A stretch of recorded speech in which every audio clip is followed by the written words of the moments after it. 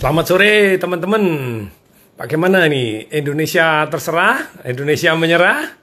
Atau terus semangat? Silahkan kita pilih. Dalam hidup ini memang penuh pilihan. Kita mau terserah, menyerah, mengalir seperti air? Boleh kita mengalir seperti air. Tapi kalau kita adalah barang hidup dan kemudian kita mengalir seperti air, biasanya yang mengalir mengikuti air itu ya tentu saja selain air itu sendiri, ikan yang mati. Kalau kita kehidupan, biasanya kita tidak mengalir begitu saja. Nah, ini ada satu teman, Dokter Yuni, akan bergabung dan berbincang-bincang dengan kita. Apakah kita harus menyerah, terserah, atau jangan terserah? Ayo, kita mulai, gitu ya. Ini teman-teman, dari mana saja nih? Bangkit fight. Oke, ya Ibu Kartikasih, Mas Hafiz, Om Daniel Sianturi, Mas Ajak Pex, ya salam Jaksel, dari mana saja nih? Ayo teman-teman, semoga tidak ada gelombang kedua. Kelihatannya hari ini sudah mulai meledak nih. Jakarta sudah mulai nambah banyak, yang lain mulai nambah banyak gitu ya. Ya memang butuh kesadaran. Kita tidak bisa ngomentarin orang lain yang terpaksa, sekali lagi terpaksa ya. Terpaksa harus keluar ya untuk istilahnya mencari sesuap nasi. Nah tentu saja ya silahkan. Tapi kalau misalnya kita terpaksa memang tidak bisa sesuap nasi pun, kita boleh kok minta bantuan Kementerian Sosial. Minta bantuan Kementerian Sosial. Selalu saya ngomong, minta bantuan Kementerian Sosial itu di mana? Di 0811 10 222 10. Jadi kita bisa. Sekali lagi ke berapa? 0811 kemudian 10 222 duanya 3 kali kemudian 10. Anda bisa minta bantuan. Sebarkan ke teman-teman yang membutuhkan, yang betul-betul susah dan kepengen istilahnya dapat bantuan dari pemerintah menyediakan bantuan kok. Ayo, jadi silahkan. Jadi saya judulnya hari ini mau apa? Indonesia jangan terserah atau Indonesia jangan menyerah? Nah, nih Indonesia tanah airku. Ya, ini 0811 10 222 10. Ini Mas Agus Sugiono, terima kasih. Jangan terserah, waduh, salah nih. Salah ketik. Oke.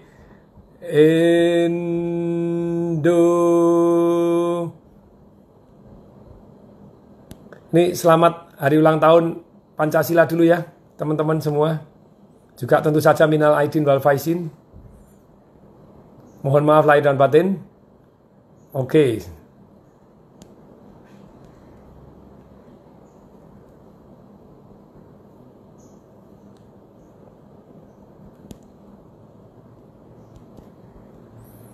Woi, wah ini semangat woi. Oke, ya kita sekarang tunggu gabung dengan kita. Yes, oke.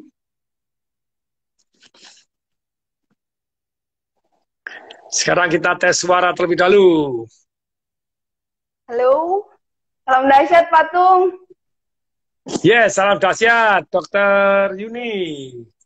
Nah, ini Dokter Yuni yang menginisiasi nih, bagaimana kita motivasi bangsa ini bukan hanya jangan terserah saja.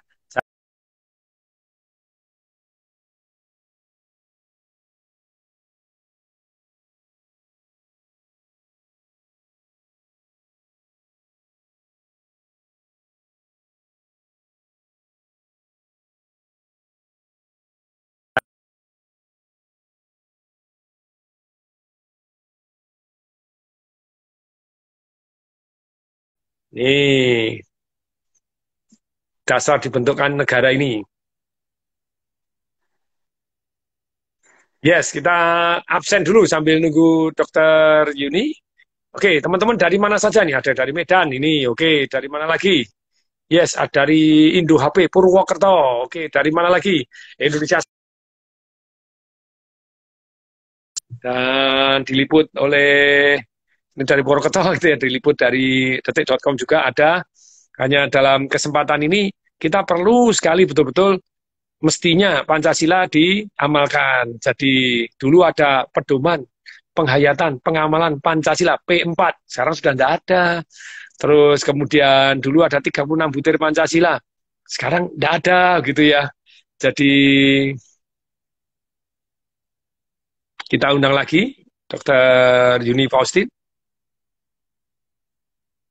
Gimana teman-teman? Menurut Anda mau Indonesia terserah atau semangat? Nah, semangatnya saking banyak sampai pakai semangat.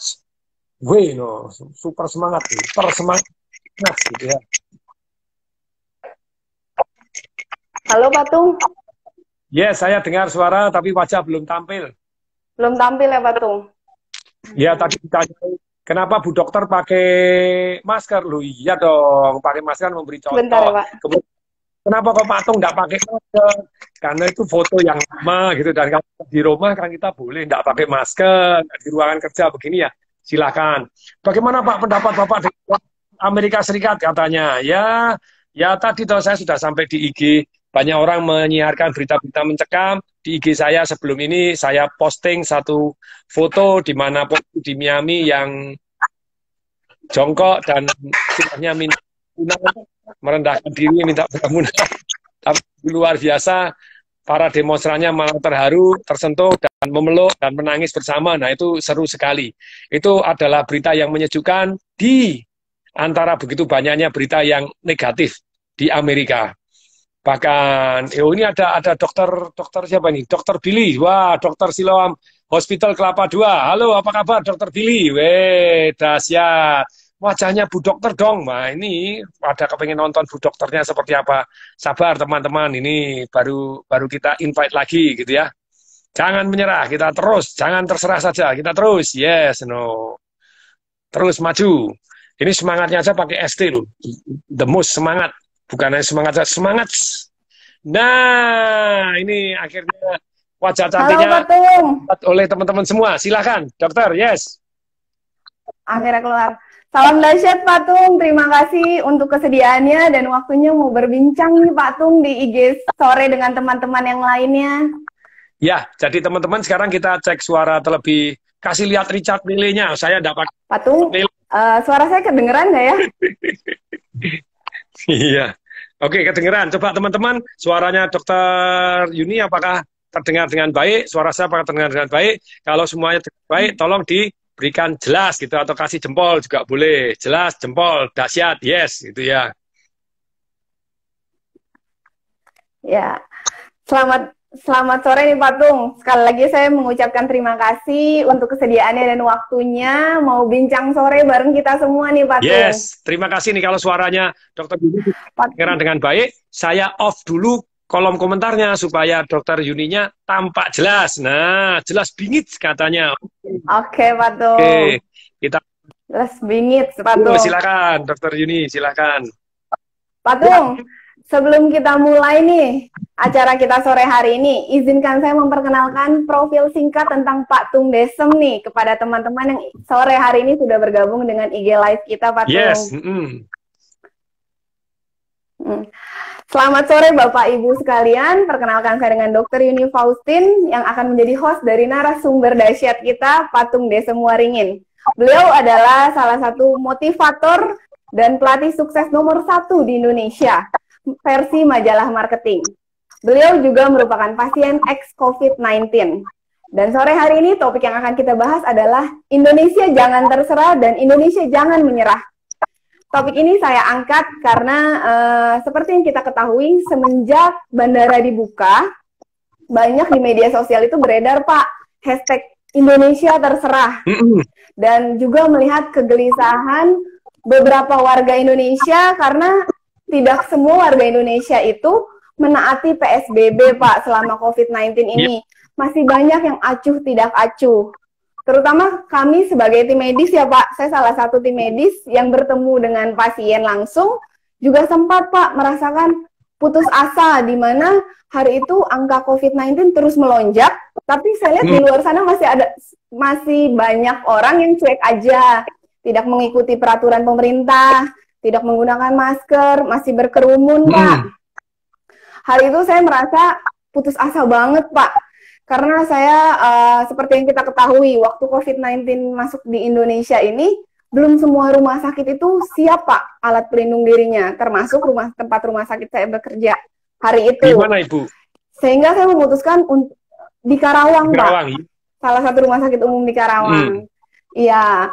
Nah, hari itu saya memutuskan untuk 3 bulan, Pak, nggak pulang, tidak bertemu keluarga, menahan rindu sama anak.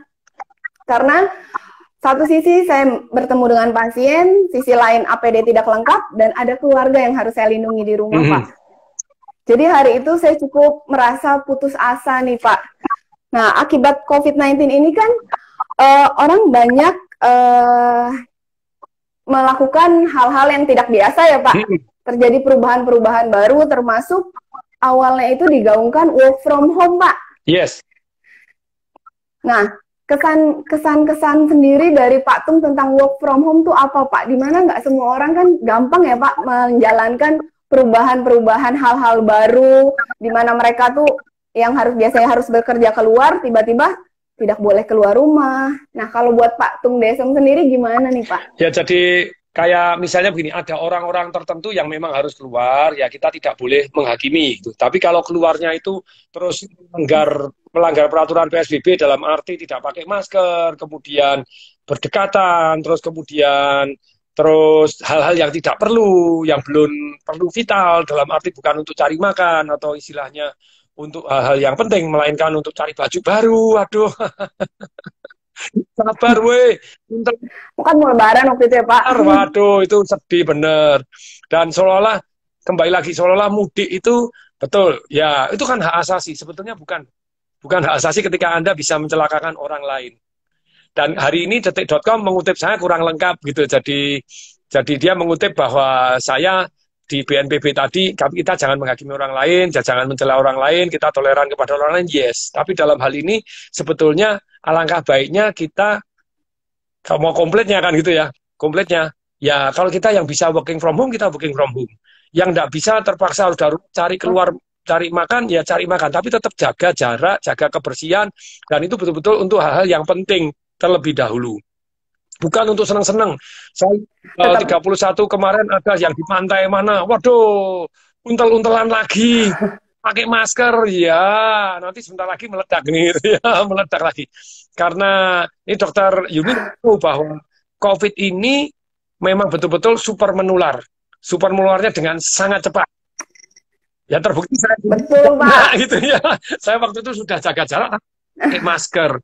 Tapi di pesawat airborne, apalagi pesawat itu menurut saya, jadi kan pada waktu itu tidak ada jarak duduknya, jadi kanan kiri tidak ada tempat untuk berceritanya, ya tidak bawa sanitizer, tapi kan tidak disemprot-semprotkan di kursi, tidak semprotkan di tempat meja makannya, terus di pesawat airborne-nya begini, terus kemudian pramugari juga tidak pakai masker, dekat-dekat. Nah, ya tahu-tahu kena, hanya dulu kan SARS itu kena di pesawat dan menularin berapa belas orang, terus nyebar ke seluruh dunia. Jadi saran saya begini, betul, Pak. Paksa orang keluar ya kita tidak perlu mencela, tidak perlu nyalain. Tapi kalau nekat berkerumun, untel-untelan, tidak pakai masker aja jangan untel-untelan gitu ya. Jadi intinya tetap menaati peraturan yang udah digaungkan pemerintah ya, itu, Pak, tentang jaga jarak, menghindari keramaian. Saya share ya. Saya Tung Desem kenal dengan banyak sekali dokter, termasuk RSPAD sampai wakil direktur utama. Katanya direktur utamanya belum ada, dulu kan Dokter Terawan. Jadi wakil direktur utama, terus Sulianti Saroso kenal dengan dirutnya, Siloam dengan kepala rumah sakit kenal, dengan dokter-dokternya kenal, saat jajaran dengan yang punya juga kenal, punya 27 rumah sakit, dan di rumah sakit Persahabatan juga kenal. Pada waktu saya sakit pertama kali kena COVID itu ya, minta masuk rumah sakit itu tidak diterima loh. Wah, kenapa tuh Pak kalau boleh berbagi ceritanya? Nggak semudah itu loh. Sampai teman dokternya, dokter saya cuma, Pak Tung ini penuh nih. Apa Pak Tung mau ditaruh di gang? Karena meledaknya angka COVID-19 hari itu ya Pak? Jadi mereka belum siap, belum banyak jumlah kamar yang diuntukkan untuk COVID. Jadi mereka tentu saja mungkin masih banyak kamar yang kosong, tapi bukan untuk COVID toh. Gitu ya. Ayo dokter. Betul, rumah sakit tidak semua rumah sakit, semua kamar boleh untuk COVID toh? Betul, Pak. Jadi memang hari itu kesiapsediaannya belum. Nah, itu juga dokternya juga belum siap, APD-nya belum siap. Terbukti waktu saya di rumah sakit pun, itu saya APD itu dicas loh, 1.500.000 per hari loh. Tapi tidak, jadi saya melihat bahwa yang namanya pada waktu itu cleaning service ya, itu sampai kalung apa di sini tuh pakai kantong kresek kuning, sepatunya pakai kantong kresek kuning. Sampai saya nonton saya nangis. Ketika saya tanya, oh iya Pak, kami jatahnya tidak cukup ya seadanya, kita kan tetap harus mengamankan diri gitu ya. Terus yang parah ya tadi saya tanya, lo ini pulang ke rumah? Enggak Pak, kita enggak pulang. Susternya pulang? Enggak. Cleaning service enggak pulang, ini enggak pulang. Dokter juga enggak pulang. Ternyata dokter Yuni juga enggak pulang 3 bulan begitu ya. Jadi ini teman-teman. Betul Pak. Saya bilang bahwa ketika Anda belum kena, Anda wajib waspada. Untuk waspada Anda harus punya rasa takut. Mungkin Anda baik-baik saja karena masih muda, masih begini, tapi nularin orang lain nularin orang tuanya, Anda membawa mati orang lain itu kan tidak enak sekali.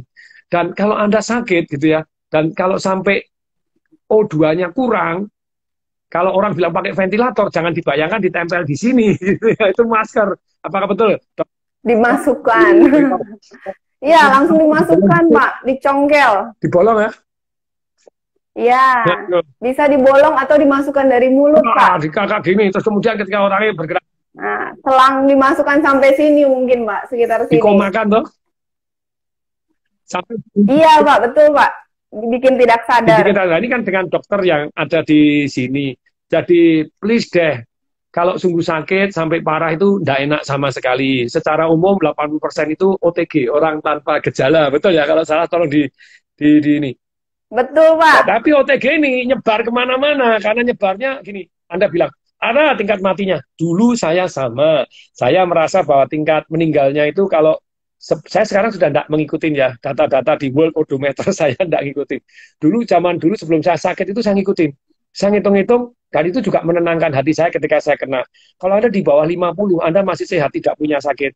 Yang paling parah, tambah komplikasi dengan diabetes, terus kemudian dengan satu yang namanya jantung, kemudian kena jantung, paru, gitu ya, asma, terus liver, kanker. Nah, apalagi kombinasi 2, itu lebih bahaya lagi kan gitu ya. Yang paling bahaya adalah diabetes.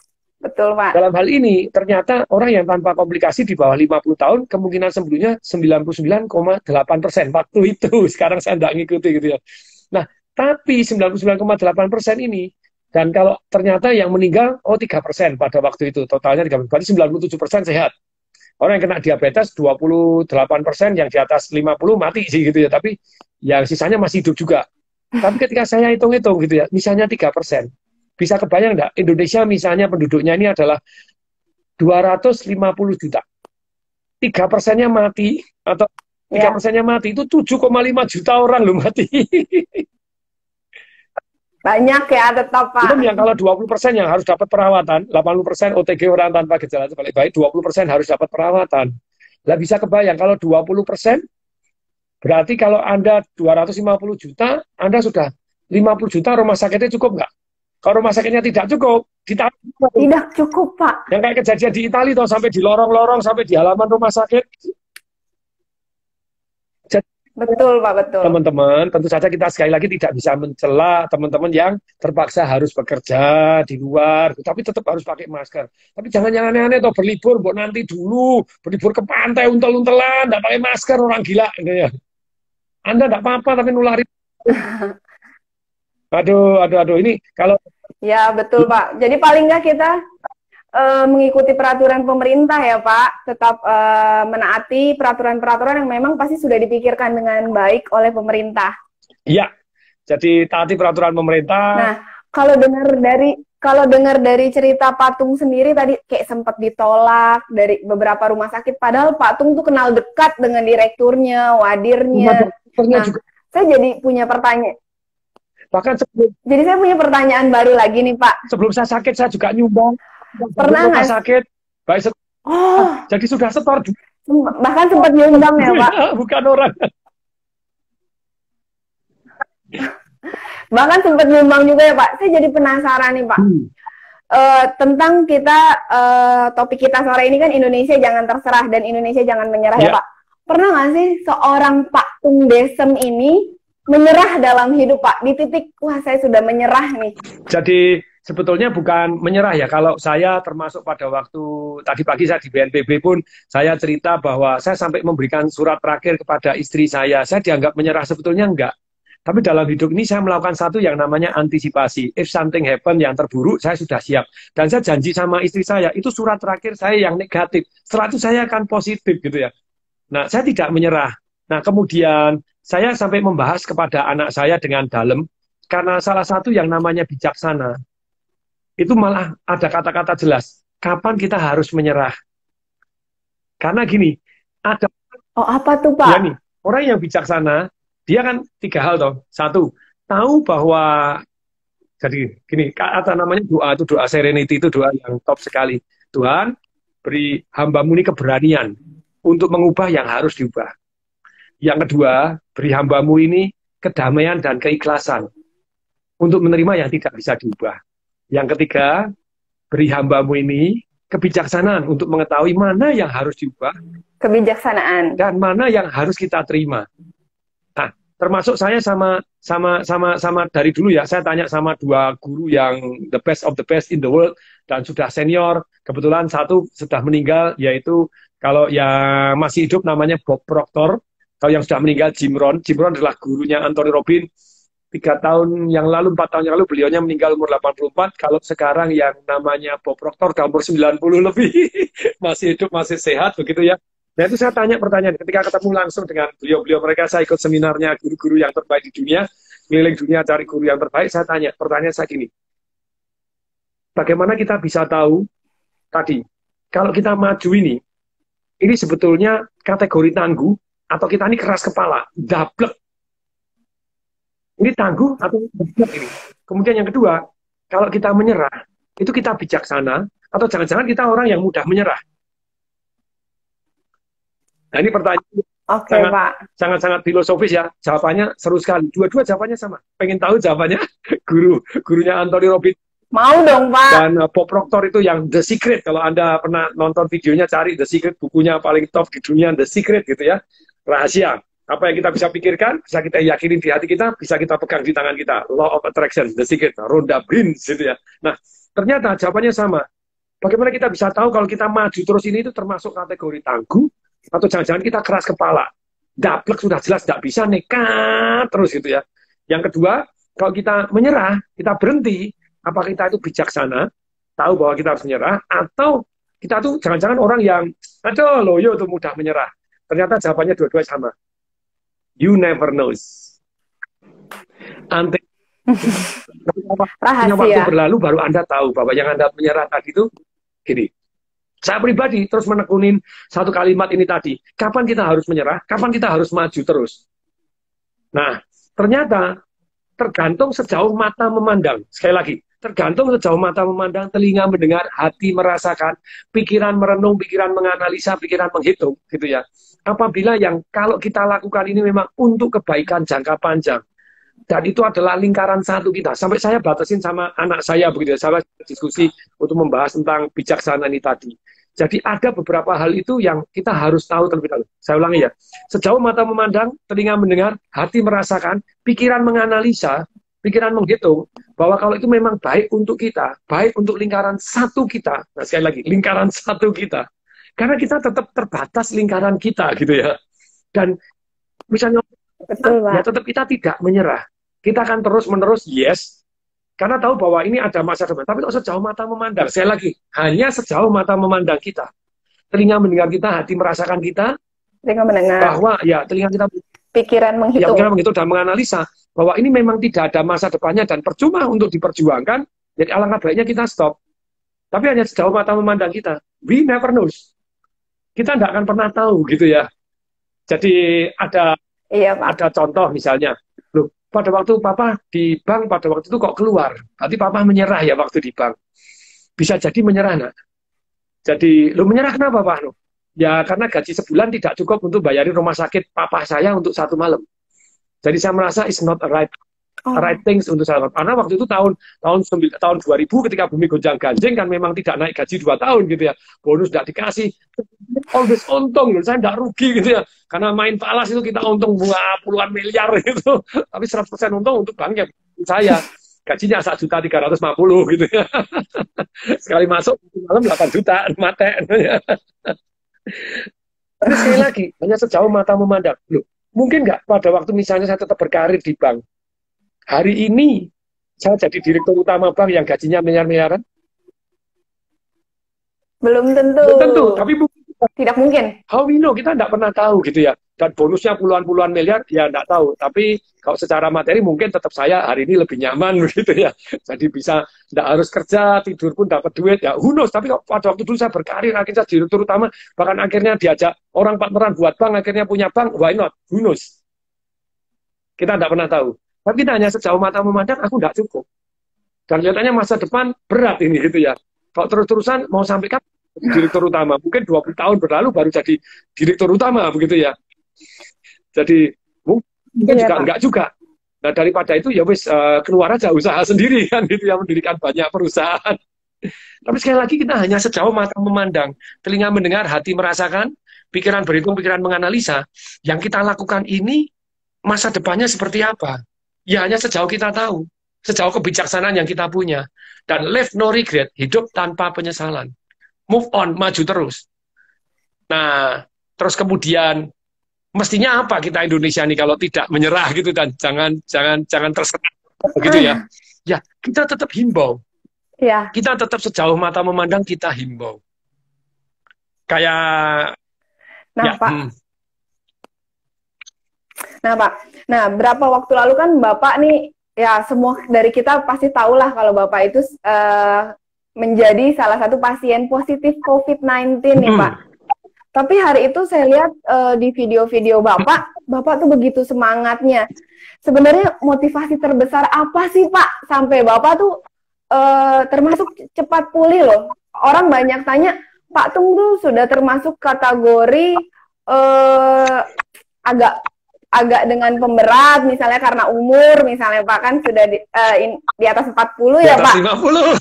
Nah, tapi Bapak tuh, wah di atas 50, berarti awet muda nih, Pak. Itu juga rahasianya nih apa, Pak? Kenapa motivasi terbesar apa yang bikin tuh Bapak tuh cepet termasuk orang yang cepet pulih, Karena Pak? saya kan banyak baca, ikut seminar, dan kemudian saya sendiri ngajarkan bagaimana positif. Positif itu bukan orang optimis. Banyak orang mati karena optimis gitu ya.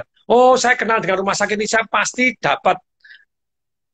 saya dapat rumah sakit. Belum tentu loh Anda bisa dapat rumah sakit. Walaupun kenalan Anda banyak. Nggak segampang itu ya, segampang Pak? Itu. Bukan. Saya punya uang. Saya sudah pernah memanggil private jet SOS 2 kali untuk menyelamatkan anak adik saya gitu ya. Dari ke Singapura. Pada waktu saya parah gitu, tidak bisa bernapas. Ngkik. Tanggal 30 saya, tanggal 31 Maret itu mau cari kamar kan saya gini. Plafon asuransi saya 12 miliar. Aman toh? Minta tapi kan juga boleh toh. Aman. Kamarnya juga minta yang terbaik, boleh dong. Gitu kan ya. Tapi terserah. Dapat. Tapi saya bilang nanti dokter ada kamar yang kosong, tolong saya dikasih. Itu pada 31 Maret itu saya pakai kursi roda. Jadi jalan aja nggak bisa. Sesek banget ya, Pak. Tanggal satunya parah lagi, nggak bisa bernapas, linu semua, menggigil nggak karu-karuan. Nah kalau ditanya apa sih yang membuat saya tetap semangat dan untuk positif tidak menyerah tadi? Loh, saya tahu hidup ini boleh pakai dan kok. Boleh nggak kita bersyukur? Boleh pakai dan. Panjang umur. Boleh. Boleh. Nah, pada waktu itu kan saya juga membaca banyak hal. Bagaimana seorang itu secara emosi bisa langsung positif. Itu banyak hal. Nomor satu, ubah gerak. Jadi kalau gerakannya kita begini, kita senyum, kita begini, itu secara diteliti oleh istilahnya Profesor Dr. Amikadi dari Harvard University, begitu ya. Itu begitu orang diambil tes darahnya, itu ternyata hormon kebahagiaannya meningkat 20%, hormon testosteron keberanian to take action juga meningkat 25%, hormon kortisol, hormon stresnya turun 25%, keberanian kita take action naik 86%. Jadi our emotion is created by our motion. Nah, yang membuat saya, ya tadi, saya mulai mengubah gerak. Tapi lebih dari lagi, saya melakukan pernapasan. Jadi segala macam yang bisa saya lakukan untuk membuat hatinya tenang, damai, tidak panik. Kalau Anda nggak bisa bernapas, kira-kira panik nggak? Panik, Pak. Anda nggak bisa, ya panik. Oksigennya Mana aja. Sudahlah, jangan ketularan lah gitu. Kalau ketularan tetap harus positif, harus semangat. Tapi kalau sebelumnya ya jangan keluar lah semaksimal mungkin. Kalau keluar ya pakai masker dan yang perlu-perlu saja lah gitu loh ya. Jadi, tapi sekali lagi ketika Iya, saya Pak. melakukan pernapasan bimbang, cari BIM HOF, cari ya. Itu cari itu sangat membantu. Kalau Anda sakit COVID juga ini sangat membantu. Terbukti ini tanya sama ibu dokter ini. Orang kalau sakit kena COVID itu analisa gas darahnya berapa? Kalau normal kan 80 sampai 108. Ini Bu Dokter, kalau biasanya orang kena COVID berapa itu? Oksigennya yang di darah. Turun, Pak. Kalau Bisa cuma 60, 70. masuk bolong sini itu sudah berapa? 50 ke bawah itu ya. Betul, Pak. Terus kemudian CO2-nya Sudah menggap-menggap banget, ya, Pak. megap banget. Meningkat. Ya. Kalau CO2-nya Meningkat. normal berapa sih analisa gas darah? Kalau analisa gas darah CO2-nya berapa? Pada waktu itu ikut ngetes atau enggak? Saya nggak ingat, Pak. 2 sampai 24% karena Enggak, Pak. pasien gitu ya. Nah, orang yang kena COVID tidak bisa bernapas, oksigennya kurang, paru-parunya flek putih-putih, itu CO2-nya itu biasanya di atas 30%. Kalau parah sekali di atas 50, sudah mau parah. Nah, terus kemudian Tercekik rasanya, Pak. analisa gas darah itu yang namanya pH darahnya itu kan orang pH darah itu normal 7,2 sekian sampai 7,3 sekian. Kalau Anda turun masih alkalin pun 7,1 biasanya sudah tidak tahan.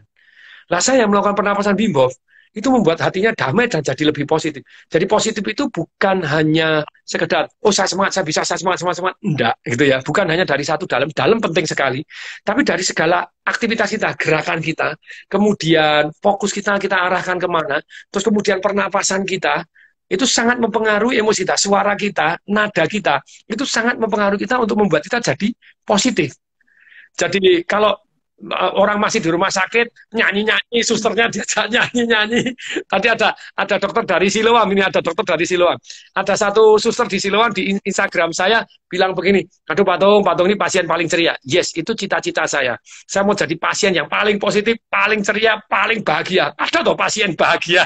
Ya wes tok disemparingin, so what itu ya. Dan untuk itu apa yang saya lakukan? Ubah gerak, ubah nada, kemudian pernapasan tadi membuat saya jauh lebih tenang, lebih damai dan oksigen saya banyak.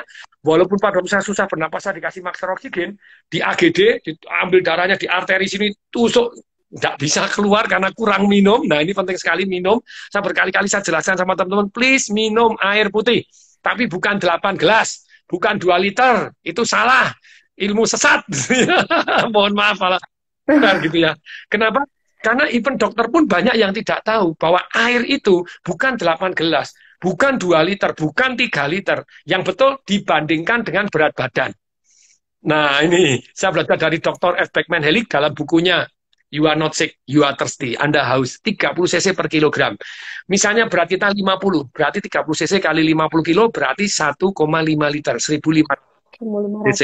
Kalau beratnya 80, seperti saya beratnya 80, saya tingginya 183, beratnya 2.400 liter gitu ya. Kalau air aqua atau air saya Milagros 600 cc ya berarti harus 4 botol disiapkan minimal gitu ya. Lebih boleh, tapi kalau Anda lebih biasanya Anda kurang satu yang namanya mineral. Kalau terlalu banyak, Anda minum terlalu banyak, Anda ke belakang banyak, Anda kurang mineral, makanya Anda harus sejumput garam gitu ya. Garam apa yang terbaik? Himalayan salt. Is a rock salt itu. Jadi Himalayan rock salt itu jadi very very good one. Nah, tapi sekali lagi ini sama ibu dokter di sini. Silakan dicek. Nah, kalau Anda melakukan pernapasan Wim Hof, nggak usah pakai masker oksigen. Ini ada yang ajaib. Orang biasanya di bawah 60, di bawah 50 kena COVID. Saya 80 sampai 108, saya kadar oksigennya 158. Makanya begitu pakai masker, begitu saya hatinya damai, tenang, karena O-nya sudah banyak gitu ya. CO2-nya malah 19, CO terlalu rendah juga kurang bagus gitu ya. Karena untuk O2 disedot, itu ternyata menurut penelitian butuh CO2 untuk yang di atasnya neken masuk ke sel-sel tubuh kita gitu ya, masuk ke darah. Tapi itu darah saya jadi alkalin gitu ya. Kenapa alkalin? Saya minumnya air 5 tahun minum air alkalin sendiri. Alkalin dan alkalin pernapasan Wim Hof memang membuat tubuh kita alkalin. Normal 7,2 sampai 7,3, saya 7,57 alkalin. Itu membuat. Tapi hati-hati juga nih Pak, kalau misalnya pasien jantung kelebihan minum juga nggak bisa. Betul. Kelebihan jantung sangat-sangat Ya, memberatkan, apalagi ginjal. Waduh, Anda gangguan ginjal, Anda terlalu minum bisa bengkak, dibatasi minumnya. lalu Sesak. jantungnya enggak jalan kan gitu ya. Makanya yang betul 30. Enggak bisa Anda beratnya 20 kilo minum 8 gelas bir, 8 liter. Jadi ukuran gelas itu salah total. Beda cerita itu Ya, Pak. harusnya 3 per Iya. kilogram itu yang benar. Dan kalau olahraga Anda harus nimbang gitu ya. Dan kemudian tentu saja yang membuat saya jauh lebih positif, selain tadi pernapasan Wim Hof, air putih yang cukup, VCO itu membuat saya colon cleansing bersih sekali, virgin coconut oil. Tapi yang terutama nomor satu adalah tadi hati yang gembira. Jadi Hati yang gembira ya Pak. saya memutuskan mau jadi pasien yang gembira aja deh. Bahkan sampai apakah Paling ceria. apakah saya dengan demikian pasti sembuh? Enggak. Mungkin kalau Tuhan minta ya selesai kan gitu ya. Semua haknya Tuhan 100%. Tapi saya bilang oke Tuhan, kalau misalnya terpaksa harus minta Tuhan, belum boleh minta panjang umur, ya wis saya akan meninggal dengan gembira aja. Sampai segitunya. Tapi masih dikasih kesehatan Pak sampai sekarang. Bahkan Bapak bisa bercerita nih tentang gimana melalui menjadi seorang pasien COVID-19 yang banyak orang tuh merasa, wah itu udah di ujung dunia Pak. Matilah, saya pasti mati. Biasanya saya lihat banyak pasien COVID itu justru mereka cenderung depresi Pak. Nah, menurut gimana Pak? Nah, saya sampai minta daftar penyakit orang yang kena sakit COVID di rumah sakit sesama angkatan saya. Ketika ketemu bareng mau foto paru, nyanyi dulu, pasien ada nyanyi juga walaupun pakai masker. Nyanyi dulu. Nyanyi apa tuh Pak? Nah, sekarang bahkan saya minta nomor teleponnya, kemudian saya WhatsApp secara pribadi, saya telepon, saya video call, dari berbelas-belas sudah sembuh, tidak ada satupun yang meninggal. Puji Tuhan. Angkatan terbaik ya Pak. Ayo nyanyi dulu, ayo gembira dulu, walaupun belum tentu sembuh, tapi hati yang gembira itu ternyata sungguh-sungguh menyembuhkan. Kalau saya salah, tolong diralat nih, Dokter Yuni. Dulu ada sangat muda, yang muda umur 30-an, tidak ada komplikasi, kena COVID langsung meninggal. Hanya in few days. Karena tidak diterima di rumah sakitnya. Karena kecewa. Karena patah semangat. Betul, Pak. Betul ya, kalau saya diralat. Jadi, memang sedih kalau dokter sakit sampai diterima di rumah sakitnya pun tidak bisa. Itu sedih sekali. Karena rumah sakitnya belum tentu siap. Itu enggak. Betul, Pak. Mungkin sama kecewanya kayak Pak Tung waktu itu kecewa nggak Pak? Yang tadi Pak Tung bilang udah bahkan sudah berdonasi tapi masih masuk antrian juga. Saya bayangin, apa Bapak mau diterima ditaruh di gang? Kalau mau, tak terima gitu ya. Maksud saya silakan. Taruh di gang, dikasih infus, diletakkan di gang. Dan ternyata loh ya, saya beruntung karena saya bisa dapatkan kamar, walaupun pada waktu itu saya merasa, aduh, kamarnya kok kayak penjara, ini tidak ada jendela, tidak ada apa, kecil banget kan begitu ya.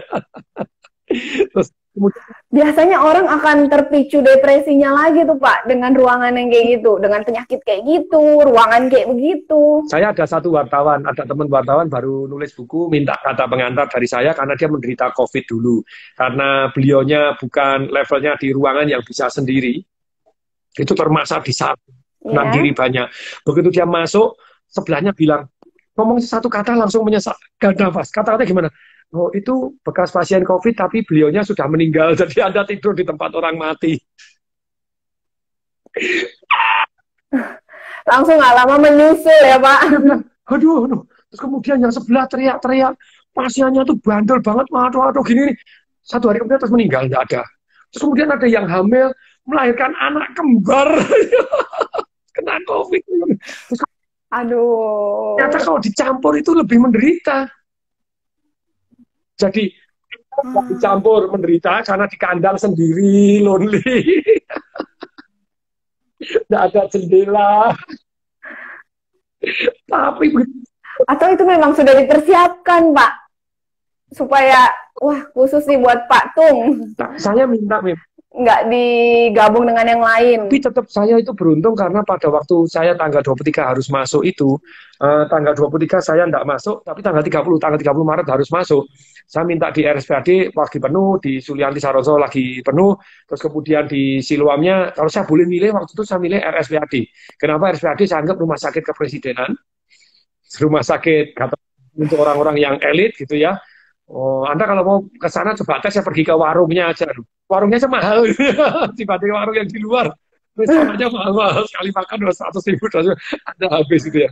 Nah, tapi betul kalau untuk tentara gratis, untuk pemerintah juga ya. Tapi dalam hal ini mestinya paling komplit karena itu rujukan yang paling top gitu ya. Menteri sakit ditaruh di sana tentu saja yang terbaik gitu ya. Tapi ternyata jadi nggak ada tempat ya sudah. Dan tapi ternyata rumah sakit itu tidak semua obatnya komplit. Ini ada teman yang dari RSPAD, Pak Tom, tolong carikan obat ini. Saya nyariin, karena saya punya kenalan banyak dokter. Saya cariin, saya dapat. Cari Actemra, itu yang obat anti-inflamasi yang saya diinjeksi pada waktu itu 12.900.000. Tapi jangan sembarangan, loh. Anda tag ya, Actemra, ACTEMRA. Itu anti-inflamasi yang luar biasa. Satu injek 100 cc 12.900.000. Nyarinya susah setengah mati. Dan waduh, efeknya juga nggak karu-karuan. Anda baca dulu efeknya, aduh, serentak. Waktu itu sakit di sana, injek, oke, pokoknya pasrah aja mau sembuh ya apa aja. Oh yes baby, kan gitu ya. Oh. Nah, Ya. Pak. Nah, kata orang gagal itu kan bagian dari sebuah tindakan ya, Pak. Selain tadi kita harus berpikir positif, kira-kira ada lagi nggak sih Pak yang harus dilakukan oleh seseorang yang merasa, aduh, hidup saya ini udah gagal banget, udah rusak banget, saya udah nyerah banget, seperti besok tuh udah nggak ada harapan, Pak. Nah, makanya itu bedanya orang pesimis dengan orang yang positif. Orang pesimis itu merasa masalahnya itu kini dan sepanjang masa. Padahal kalau orang yang positif itu berani menatap, ini bedanya dengan positif. Positif berani menatap kenyataan yang paling buruk tanpa kehilangan keyakinan bahwa suatu waktu akan berubah jadi lebih baik. Ketika Anda miskin, boleh. Tapi Anda kalau pesimis, waduh aku miskin forever. No, saya akan maju. Kalau Anda sakit, Anda merasa sakit forever gitu ya. Kalau Anda gagal, Anda merasa gagal forever. Perhatiin gini loh, sebetulnya itu hukum alam kok. Kok Anda cukup lama di bidang itu, Anda menjadi master dan jadi ahli. Kayak tadi saya kena COVID ya berbelas-belas hari, ya mempelajari mendadak plus minus tahu obatnya apa, walaupun belum tentu sembuh, kasih obat itu, terus analisa gas darah tahu, ferritin jadi tahu, CRP tahu, leukosit tahu, terus kemudian kadar ini tahu, jadi tes-tes macam-macam tahu. MCV, MCH, MCHC, no jadi tahu gitu ya. Karena saya mau mempelajari. Selama Anda mau belajar, ikutin kata-kata saya. Tidak ada kata gagal. Yang adanya sukses dan belajar. Jadi dalam hidup ini tidak ada kata gagal. Yang adanya sukses dan belajar. Kalau kita belum berhasil, sebetulnya kita ditakdirkan untuk belajar. Apapun bidang Anda, apapun kejadiannya. Ketika Anda lagi susah, berat sekali, yang penting sekarang survival lebih dahulu. Maksud survival itu apa? Yang penting bisa makan dulu. Untuk bisa makan, yang caranya boleh minta bantuan ke pemerintah di 0811 222 10, saya ulangi pelan-pelan, yaitu Kementerian Sosial. Nggak bisa makan, jangan ngerampok, jangan jarah, kok ketembak, nggak enak, dibakar, nggak enak juga. Jadi, oke, perhatikan baik-baik, 0811 10 222, duanya 3 kali, 10. Nanti Kementerian Sosial 08 111 0 222 10 ya Pak. 0811 10 222 10 lagi. Nah, begitu ya. 0811 10, kemudian duanya 3 kali, kemudian 10 lagi. Nah, itu Kementerian Sosial Anda sebarkan kepada teman-teman yang butuh, minta bantuan, apa, Anda bisa makan, kasih deh. Sedangkan kalau yang orang menengah, yang di mana ada utang bank, Anda minta stop. Kalau Anda tidak bisa bayar dalam kondisi susah ini, saya punya saudara gitu, wah dia tanggung jawab sekali, rumahnya dijual murah-murah, ini jual murah-murah, bayar ke bank, yang dijaminkan bank ya bakalan hilang juga. Bank selama dibayar dia tidak akan peduli, tidak akan bisa nego. Kalau Anda memang sudah tidak bisa, ya bilang nyerah sama banknya, nyerah. Nih, coba dilihat omset saya seperti apa, toko saya seperti apa. Nggak bisa nih. Ya nyerah, nggak apa-apa. Loh, kalau saya pribadi, saya enggak gitu ya. Minta diskon aja enggak, tetap saya bayar dengan damainya. Bahkan partner saya sama Bank BRI ditawarin, Pak Teguh ini mau dibuat lebih murah enggak, diajukan gini-gini, enggak usah, itu kan harga diri saya, sudah bayar tetap bayar itu. Yang bisa bayar itu harga diri kan gitu ya. Dan Anda Oh, ketika saya bayar sekarang malah ditawarin macam-macam. Pak Tung, ini mau Pak, ini barang lelangan, ini sebelum dilelang nanti agunan yang diambil alih Pak Tung mau ambil, kita tambahin utangnya, malah ditambahin utangnya gara-gara kita lancar rajin. Tapi kalau kepepet tidak bisa bayar ya sudah nyerah terlebih dahulu. Please deh. Jadi pemerintah membantu kok mensubsidi bunganya juga walaupun belum ada juklaknya gitu ya. Tapi sekali lagi dalam hal ini tenang saja. Kalau Anda menyerah duluan, itu persis satu orang yang paling kaya di Jerman. Satu kali dia bank tidak mau restrukturisasi utangnya dia ngambil saham VW salah dan kemudian kekayaannya turun 5 miliar US dollar. Dari 14 miliar jadi tinggal 9 miliar US dollar. Tinggal 9 miliar US. Masih 9 miliar. Nah, Anda mau tinggal atau masih gitu ya? Mati bunuh diri. Setelah pada waktu 1 hari bunuh diri, ternyata restrukturisasi banknya dikabulkan. Jadi sebenarnya 5 miliar tadi tidak hilang juga. Tapi sekali lagi, Jadi itu karena pikirannya salah ya Pak? ya jadilah orang yang positif, berani menatap kenyataan yang paling buruk tanpa kehilangan harapan. Lah terus caranya bagaimana? Hitung, gini loh, kalau Anda kepengen bersyukur, ada 5 jurus nih mau saya share ilmu bersyukur di sini, boleh? Biar ini Wow, sangat boleh dapat Pak. manfaat ikut sore hari ini. Kalau Anda sebelum menyerah, Anda nomor 1. Kalau Anda tidak bisa bersyukur, nomor 1 bandingkan dengan orang yang lebih jelek. Makanya sampai ada kata-kata gini. Saya sedih, saya tidak punya sepatu. Saya berhenti sedihnya ketika saya melihat ada orang tidak punya kaki. Selalu ada orang yang nasibnya lebih buruk dari Anda. Apapun selalu ada nasib yang lebih buruk dari Anda. Jadi nomor 1 kalau Anda tidak bisa bersyukur, ini bandingkan dengan yang lebih buruk, doa sama Tuhan, minta diganti nasibnya yang lebih buruk. Kapokmu kapan? Mau diganti nasibnya yang lebih buruk? Selalu ada. Ayo kamu cerita nasibmu apa? Saya ceritain orang yang lebih buruk nasibnya. Selalu ada. Oke, nah sekarang Anda bisa bersyukur, Anda bandingkan dengan nasibnya lebih buruk. Kemudian, supaya Anda bisa bersyukur, tadi doa, minta ganti nasib kalau tidak bisa bersyukur. Nanti, ya ampun Tuhan, ampun, saya tak bersyukur aja. Kemudian yang kedua, ini yang menarik, apapun yang terjadi, ternyata dimaksudkan oleh Tuhan untuk membuat kita jauh lebih baik dibanding hari ini. Sekali lagi, apapun yang terjadi, Tuhan yang kita menjadi lebih baik. Yes, even Anda kaya, Tuhan mungkin Anda jadi lebih baik, mungkin lebih sosial, lebih begini. Mungkin Anda miskin, Tuhan mungkin Anda lebih baik supaya Anda tidak miskin terus. Anda sakit, gini loh. Sampai saya belajar satu buku namanya Solve for Happy. Yang sekarang Mo Gadat, MO gawat ditambah D, jadi Mo Gadat gitu ya.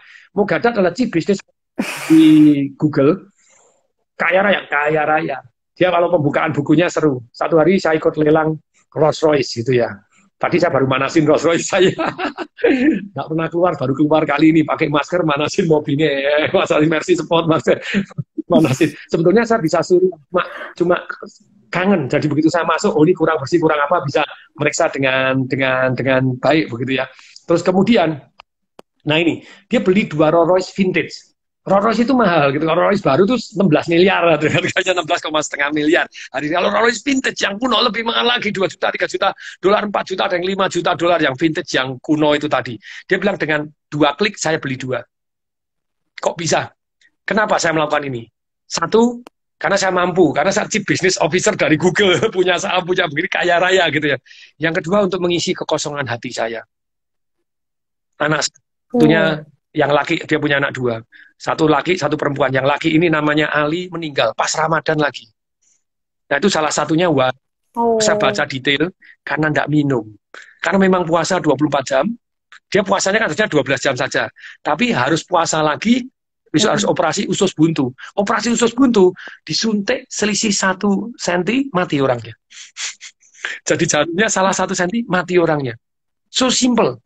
Menurut saya betul, karena orang kalau kurang minum, lebih baik sebetulnya ya malamnya tetap minum. Kalau misalnya ternyata harus operasi, please deh. Karena saya pada waktu diambil AGD, dia misalnya melentung 1 bola pingpong, hitam-hitam, jadi bengkak, tidak karuan, diambil 7 kali tempat, tidak bisa keluar darahnya, tidak bisa ketemu arterinya, tidak ada keluar darahnya karena kurang minum.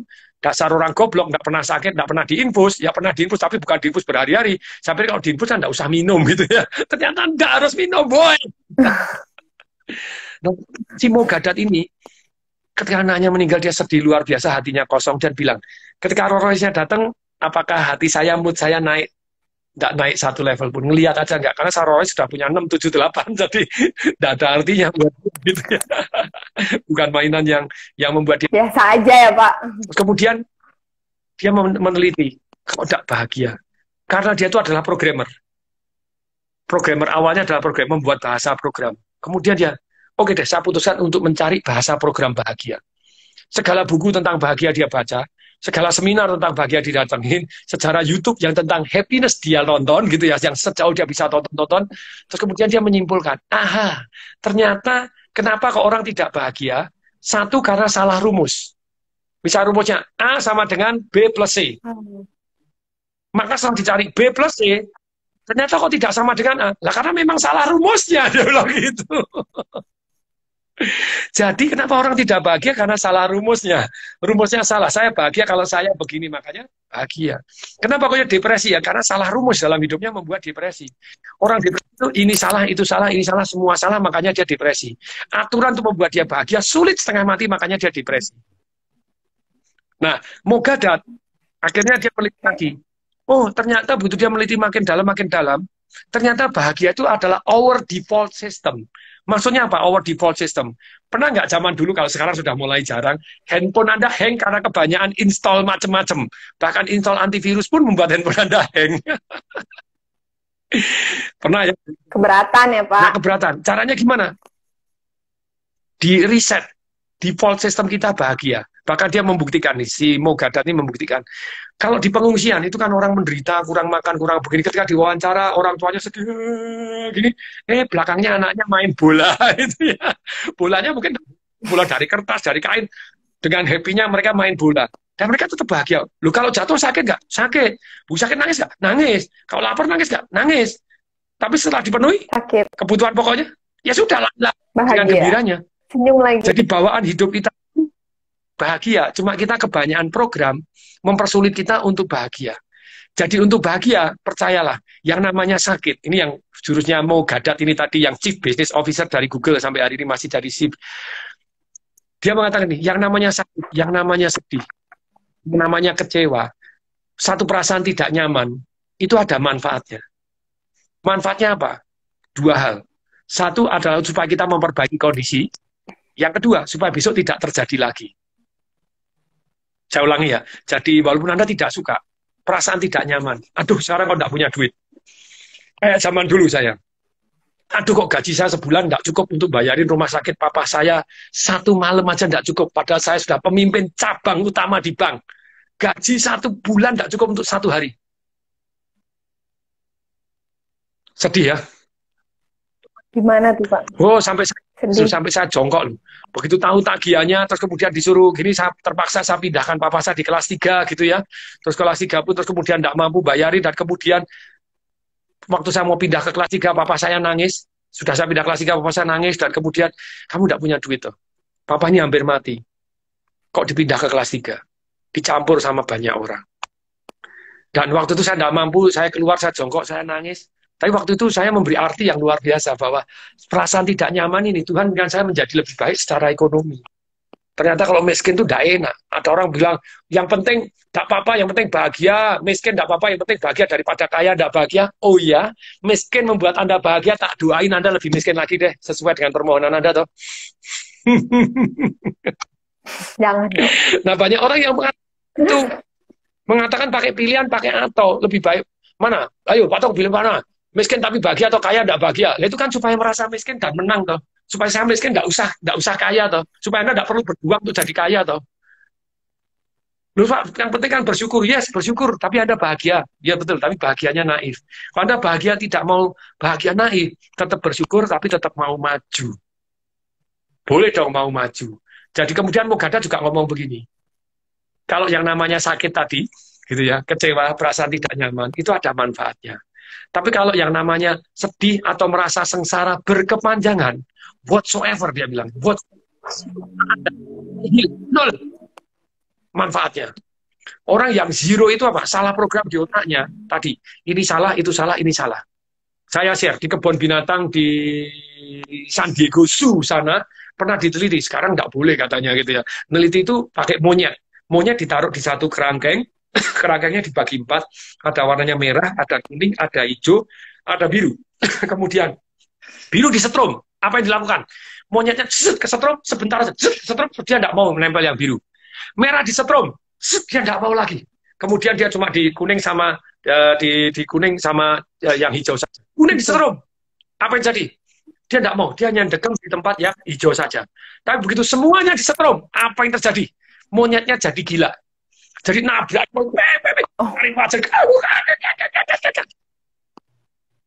demikian juga manusia. Ini salah, itu salah. Ini tidak bisa bahagia, ini sengsara, itu sengsara. Dia akan stres dan dia akan cenderung depresi, cenderung bunuh diri. Depresi, betul, ada yang masalah gangguan otaknya. Sekali lagi, saya baru kemarin belajar tentang satu orang namanya David Amen, gitu ya. Satu orang yang sudah melihat brain scanning, psikiater, tapi dia dokter, dia psikiater, dia satu orang yang paling banyak nonton brain scanning orang. Dalam the last 22 years, dia nonton 83.000 hasil brain scanning. Nah, ternyata brain scanning kalau bermasalah, jadi Alzheimer, apa yang bermasalah, moodnya bisa hancur-hancuran, jadi otaknya harus dibenturkan dulu. Salah satunya, kurangi gula. Olahraga, pernapasan, banyak minyak ikannya juga ditambah, mendadak otak kita jadi membaik, mood kita juga membaik. Tapi saya percaya bahwa banyak orang depresi selain gangguan physically, otaknya juga gangguan apa? Gangguan kalimat programnya. Ini salah, itu salah, ini salah, itu salah. Saya share itu ya. Satu hari adik saya super depresi. Begitu depresinya karena anak satu-satunya meninggal dunia. Dan meninggal dunia itu dia sendiri yang nyabutin. Kena demam berdarah itu sudah cartakan jet dari Singapura, private jetnya datang, ditolak sama dia, dicabutin, dipeluk, meninggal di dunia, pelukannya tuh. Aduh, mau saya evakuate pada waktu SOS gitu ya. Kena demam berdarah, sakit. Kemudian dia bilang, kalau kamu sembuh ya, papa potong gundul, kamu potong gundul ya. Udah. Sampai lihat anaknya menderita, dia tidak tahan, dokternya diusir semua, dicabutin semua, dipeluk, meninggal dunia. Tidak boleh. Please don't do that one. Karena Anda merasa bersalahnya tinggi sekali. Nah, begitu depresi luar biasa. Tapi itu sembuh dengan cara sangat sederhana ya. Karena banyak ilmu-ilmu untuk merusak pola ini ternyata tidak diajarkan di dunia psikiater ataupun di dunia psikolog. Apa tuh? Saya belajar keliling dunia dari guru-guru terbaik di dunia untuk melakukan satu yang namanya intervention. Jadi manusia itu ternyata otak itu ada polanya. Tadi begini salah, begitu salah. Selalu yang kan orang kalau yang depresi itu kan ingat anaknya. Dia pergi ke mall bisa beli mainan anak-anaknya, terus kemudian sampai di kasir mendadak ternyata anakku sudah tidak ada ya. Pergi ke tempat mainan anak yang roller coaster gitu, kemudian dulu anakku mau minta ini, tidak boleh, sekarang tidak ada. Ya, so painful. Truly so painful. Di foto anaknya semua ada namanya cantolan-cantolan. Cantolan itu trigger.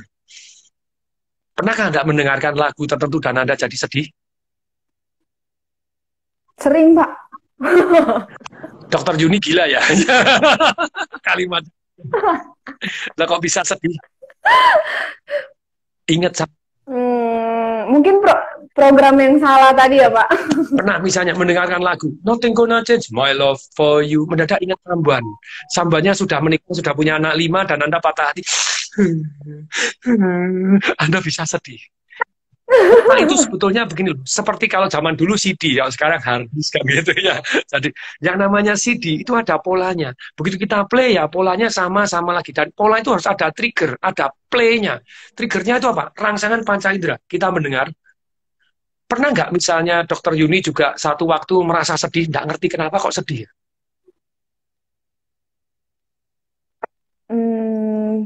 Pernah mungkin ya, Pak. Itu gak yakin saya kalau mendengar sesuatu. Jadi mendengar sesuatu atau membawi atau remember not kalau menurut saya remember yang enggak gitu ya. Mendadak bisa gemes, mendadak bisa marah, mendadak getem-getem, mendadak apa? Apa Anda gila?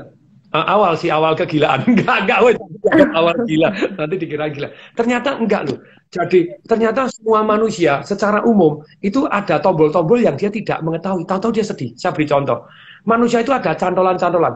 Dokter Yuni pernah belajar namanya Petrovic Pavlov atau Ivan Pavlov yang dapat Nobel psikolog, padahal beliaunya adalah dokter ahli gastrologi, ahli pencernaan di tahun 1908 kalau nggak salah gitu ya.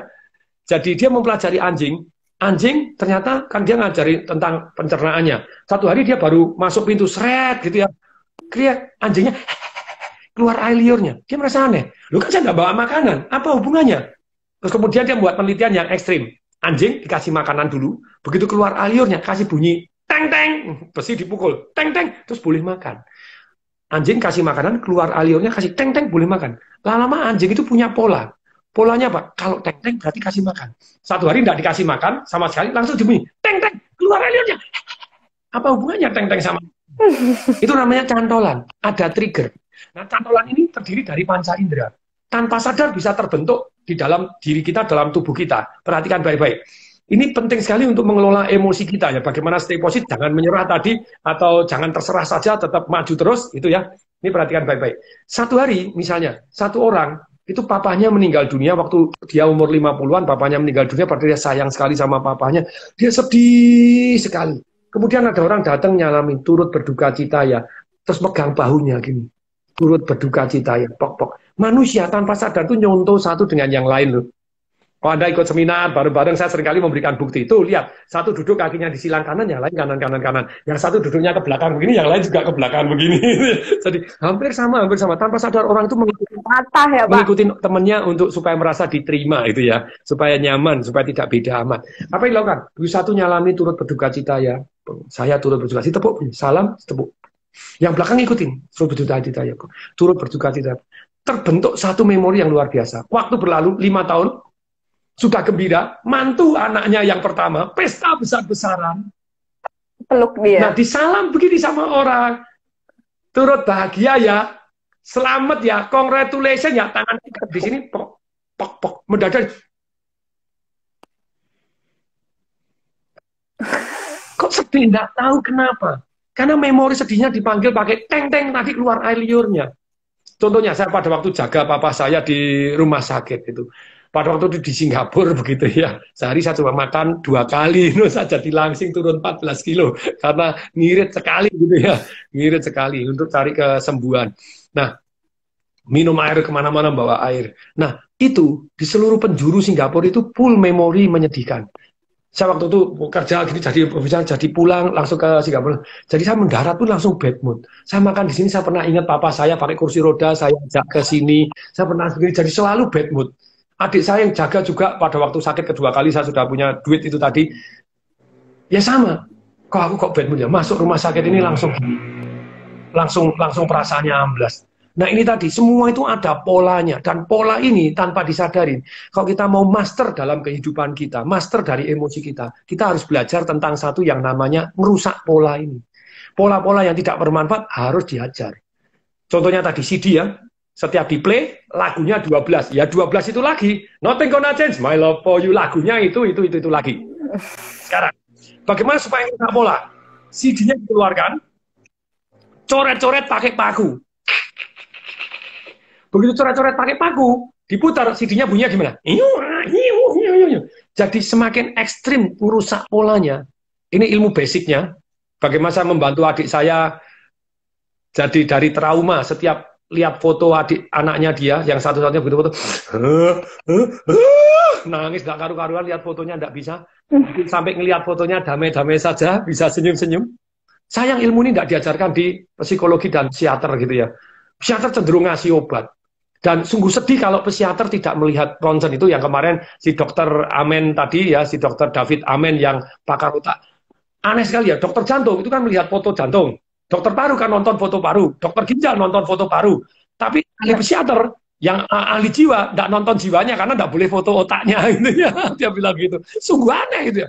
Yang foto otaknya, kalau otaknya bermasalah, sumber gizinya diperhatikan dulu kan gitu ya. Makanannya, cara hidupnya, cara tidurnya, jauhi gula itu penting sekali, banyak minyak yang minyak ikan yang minyak bermanfaat penting sekali, tidur cukup, olahraga, itu otaknya bisa pulih loh, bisa membaik loh. Itu luar biasa sekali. Tapi dalam hal ini saya bagaimana softwarenya yang diajar. Softwarenya diajar dulu. Nah, tekniknya apa? Tadi rusak pola. Misalnya kayak tadi misalnya, teng-teng keluar air liur, teng-teng keluar air liur. Supaya teng-teng tidak keluar air liur, teng-teng gebuk, teng-teng gebuk, teng-teng gebuk, teng-teng kaing, lari. Itu namanya rusak pola. Ini sangat penting dalam kehidupan kita, bermanfaat untuk mendidik anak kita, untuk karyawan kita, untuk diri kita sendiri, untuk pasangan hidup kita. Sangat-sangat penting ilmu yang super sederhana ini. Jangan hanya terserah dan jangan hanya menyerah. Rusak pola ya, Pak? Rusak pola, begitu ya. Rusak pola yang luar biasa. Nah, salah satu contoh rusak pola sederhana ya. Ini akan saya share, tapi semua terlibat. Boleh? Dokter Yuni juga terlibat, iya, Pak. Semua terlibat. Oke, siap ya. Kalau nggak terlibat, nggak ada manfaatnya. Karena ini ilmiah sebetulnya, begitu ya. Sangat-sangat ilmiah, tapi kelihatannya main-main guyon, begitu. Misalnya kayak tadi, teng-teng gebuk, toh. Sama, ketika Anda misalnya mendengarkan lagu tertentu, Anda sedih. Nothing gonna change my love for you. Anda sedih ya. Teknik yang rusak pola begini. Tolong tangan kanan begini semua. Ini teknik. Iya, Pak. Ikutin ya, sepenuh hati ya. Harus sepenuh hati loh. Kalau enggak sakit perut 3 hari. Nah, lo ya. Oke, ikutin saya. Misalnya, nothing gonna change my love for you. Anda setel aja berulang-ulang. Kalau Anda nggak pernah setel berulang-ulang, nanti satu hari Anda di mall, lagi ceria, mendadak mallnya nyetel, nothing gonna change my love for you. Anda sedih, ingat mantan Anda. Atau nggak ngerti kenapa kok jadi sedih. Nah, caranya gimana? Setel berulang-ulang, rusak polanya. Teng-teng gebuk, teng-teng setel. Nothing gonna change my love for you. Tangannya begini, putar. Ngoweng, ngoweng. Ikutin saya, pakai suara juga. Ayo semuanya ikut. Ngoweng, ngoweng, ngoweng, ngoweng. Ngoweng. Masukkan ke hidung dalam-dalam. Masukkan. Di luar ya, masukkan hidung. Ayo. Ayo, Dokter Yuni juga masukkan hidung. Masukkan hidung, masukkan dalam. Tarik. Saya. Nothing gonna change my love for you nih. Omong kosong tai kebo. Wah! Saya sudah bebas. Yes. Ketika Anda melakukan begini, apa? Itu nggak jadi masuk ke otak, Nah, Pak? itu namanya teknik goreng otak. Kan didorong ke dalam. Dorong Oh. goreng otak. No, dengan wajah jelek. Tapi sekarang, Anda, saya kira kenangannya jadi makin mandek, Pak, di dalam. Di dalam di sini harus masuk. Ketika Anda masuk, tarik ke atas, jangan Anda ngomong dengan suara Mickey Mouse. Nothing gonna change my love for you nih. Ngomong kosong kayak gitu. Semakin aneh, semakin efektif.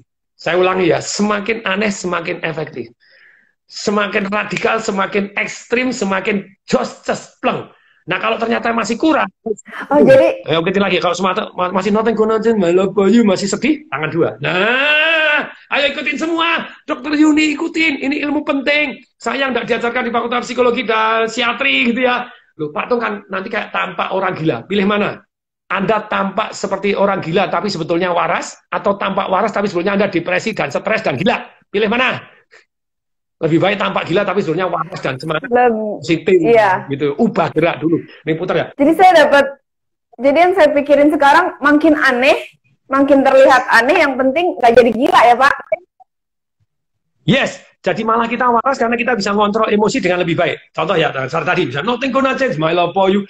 Aduh, kok masih terjatuh, tangan 2 lebih ampuh. Yuk, mari semua ikutin dulu. Ayo ikutin. Anda nggak ikutin ya kurang seru. Ayo, Dokter Yuni ikutin. Semakin aneh, semakin bermanfaat. Ikutin semua. 2 tangan ya, Pak? Ayo tunjukkan 2 tangan. Saya ada masalah dengan tangan saya satu lagi nih, Pak. Jadi 1 tangan aja ya. Oh, tidak bisa. Oke, tangan 2. Oke, tangan putar. Tangan depan ke hidung 2, tarik ke atas, ikutin saya. Nothing gonna change my love for you nih. Omong kosong. Wah! Yang jelas, yang benar adalah saya sudah bebas, sudah merdeka. Yeay! Bayangin nih, kalau misalnya. Jadi kalau saya kesel sama orang, mendengar namanya ya kan saya kesel, Pak. Jadi mulai 1 ya, Pak, mulai 1. Kalau saya dongkol banget, Pak. Omong kosong. 2 masih dongkol banget, Pak. Apalagi yang harus saya sumpel, Pak. Nah, ya itu tadi. Jadi ketika kita kesel tidak pada tempatnya, punya emosi tidak pada tempatnya, sedih tidak pada tempatnya, lupa. Kalau orang tua saya meninggal dunia, apakah langsung meninggal dunia nih? Tidak boleh. Anda sedih wajar. Tapi kok sudah 15 tahun kemudian masih sedih, ya tidak wajar. Gitu ya. Jadi sedih pada waktunya, tempatnya baik. Tapi kalau sudah tidak pada waktunya, tidak pada tempatnya, tidak baik. Harus dirusak pola. Nah, saya sebetulnya saya pola itu rusak programnya ya. Jadi sebetulnya kalau rusak pola itu sebetulnya tidak sadar. Nah, ini penting. Jangan terserah aja kalau kita lagi mau menyerah, mau apa, rusak pola Anda. Menyerah nih, omong kosong tak kebul. Yang benar saya adalah, saya adalah orang pejuang, saya orang yang dahsyat, orang yang semangat, orang yang bersyukur, tapi tetap mau maju. Ye, gitu ya. Tapi ketika Anda melakukan seperti itu, tentu saja Anda akan lebih gitu. Saya share ya, biar dapat daging semua ini. Kalau Anda mau bersyukur, tadi ada 5, tapi saya baru share 2. 1, Anda bandingkan dengan yang lebih jelek, doa sama Tuhan untuk diganti. Bandingkan dengan hal yang lebih buruk. Yang kedua, apapun yang terjadi, Tuhan menginginkan kita menjadi lebih baik karena kejadian tadi. Misalnya sakit, jatuh, oh Tuhan, bangkrut, nggak punya duit, oh berarti saya besok terjadi, saya harus siap-siap. Saya pernah uang saya habis-habisan pada waktu zaman tahun 2000, bumi gonjang-ganjing, tahun 98, harga saham anjlok, saya baca buku, saya merasa ateng sok tahu, merasa pinter, beli saham BNI 46, rontok dakar-koran, duitnya jadi keser-keser, turun lagi, beli lagi, malah tambah habis, turun lagi, tambah habis. Ya, saya tahu, oh Tuhan ingin saya belajar dulu, baru praktek, bukan hanya sok tahu. Dan tidak boleh semua ditaruh, itu namanya spekulan. Kalau Anda investasi tidak boleh satu di satu tempat. Kalau satu tempat itu namanya spekulasi tetap. Nah, tapi sekali lagi itu harus banyak kantong ya, Pak. Yang kedua, yang ketiga Anda tulis apa yang Anda syukuri kalau Anda kepengen bersyukur. Apa yang Anda syukuri? 1, 2, 3, 4, 5, 10 hal yang Anda syukuri. Nekat tidak bisa, pokoknya tidak ada Pak yang disyukuri, balik ke nomor 1. Ganti nasibnya yang lebih jelek, kapok ya. Kemudian yang keempat, tentu saja nih, membantu orang lain. Anda doain orang lain aja sudah luar biasa. Ketika Anda mulai fokus membantu orang lain, mulai mendoakan orang lain, doakan orang lain positif itu membuat kita bahagia. Doakan orang yang lebih kurang dari kita, Anda akan jauh lebih bahagia. Yang keempat tentu saja tadi bantu. Ini bantu doa. Yang kelima, bantu. Itu Anda lebih bersyukur, bantu. Nah, tadi, kalau kita merusak pola, intervention, tadi kan satu jurus, pakai jurus begini. Nah, ini coba masih ingat? Begitu saya begini, Anda sudah ketawa. Karena itu masuk tanpa ini ada teng-teng, gitu ya. Begitu sedih nih, nah ini ya langsung ada. Oh, yes. Nah, kalau merusak pola, Anda kecanduan rokok, Anda kecanduan apapun, sebetulnya butuh teknik merusak pola yang luar biasa. Misalnya, sebetulnya otak hanya cari nikmat menghindari sengsara. Kalau Anda sengsara luar biasa, Anda ngerokok mau ditembak, dan sebelahnya ngerokok ditembak sungguh, dor, mati, ngerokok lagi. Nggak berani ngerokok. Enggak. Apalagi ngerokok. Nanti saya ditembak. Nggak berani ngerokok lagi. Dikecerin jeruk nipis, nggak berani ngerokok lagi. Tapi kan begitu tekanannya itu hilang, kita akan kembali ke kebiasaan yang lama. Kecuali Anda sudah trauma sekali. Jadi kuncinya itu merusak trauma dengan trauma tadi toh, merusak pola, membentuk cantolan dengan cantolan. Nah, 3 cara untuk merusak cantolan itu sebetulnya sederhana saja. 1 dengan imajinasi. Jadi Anda bayangkan, Anda rasakan. Yang dengan 1 yang namanya ekspresi ataupun gerakan. Yang ketiga dengan kenyataan. Makanya saya akan bilang, saya di radio menghentikan orang rokok, wah seru sekali gitu ya. Padahal itu dengan hanya imajinasi saja. Jadi saya bilang, apa yang membuat kamu kalau masuk mulut pasti muntah? Saya bilang, oh tai Pak. Saya tanya, tai Anda sendiri atau tainya orang lain atau tai binatang? Mohon maaf, saya kan semakin dramatis loh. Ini Ibu Yuni, dokter ini sudah ini ya. Itu namanya berarti mulai imajinasinya real gitu ya. Kalau imajinasinya semakin nyata dan plus pakai ekspresi. Nah, saya bilang, ini pertama gitu ya. Bayangin kamu campur dengan tai dulu. Itu kan saya pakai namanya cantolan. Tangan kiri pakai cantolan rokoknya, tangan kanan cantolan yang menjijikkan. Kemudian disatukan gitu ya. Itu namanya ada tekniknya collapsing anchor gitu ya. Anda belajar di neuro linguistic programming ada itu, neuro associative conditioning juga ada. Banyak ilmu yang mengajarkan gitu.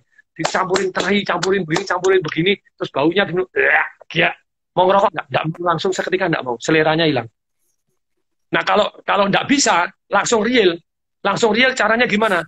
Pada waktu ke WC, kepengen ngerokok, agak maju dikit, supaya terjadi gunung-gunungan, kemudian kepengen rokok, toh, daripada saya ngerokok, nggak mau malah kepengen rokok, ambil rokoknya, dulitin aja. Dulitin, jadi bau. Ya. Nah, kalau mau kini dan sepanjang masa sembuh, sekali trauma dan cocok sekali, dulitin,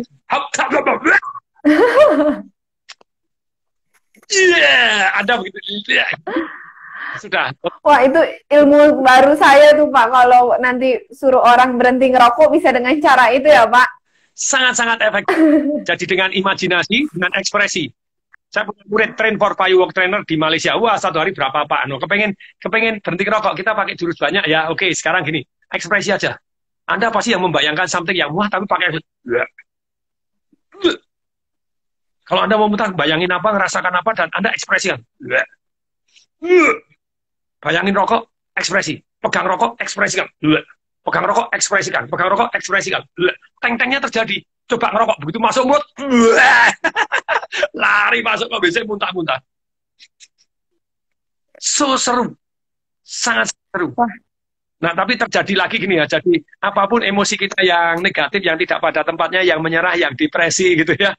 Kayak seperti adik saya yang depresi urusan anaknya dia, ya akhirnya saya panggil ke Jakarta, saya luangkan waktu 3 hari, biasanya orang terapi saya tuh 5 menit selesai, tapi ini adik sendiri ya, sudahlah 3 hari, genjotin semua, saya rusak pola. Begitu adik saya datang, langsung saya kasih anak saya masih baby, ini tolong gendong, sama om ini ya.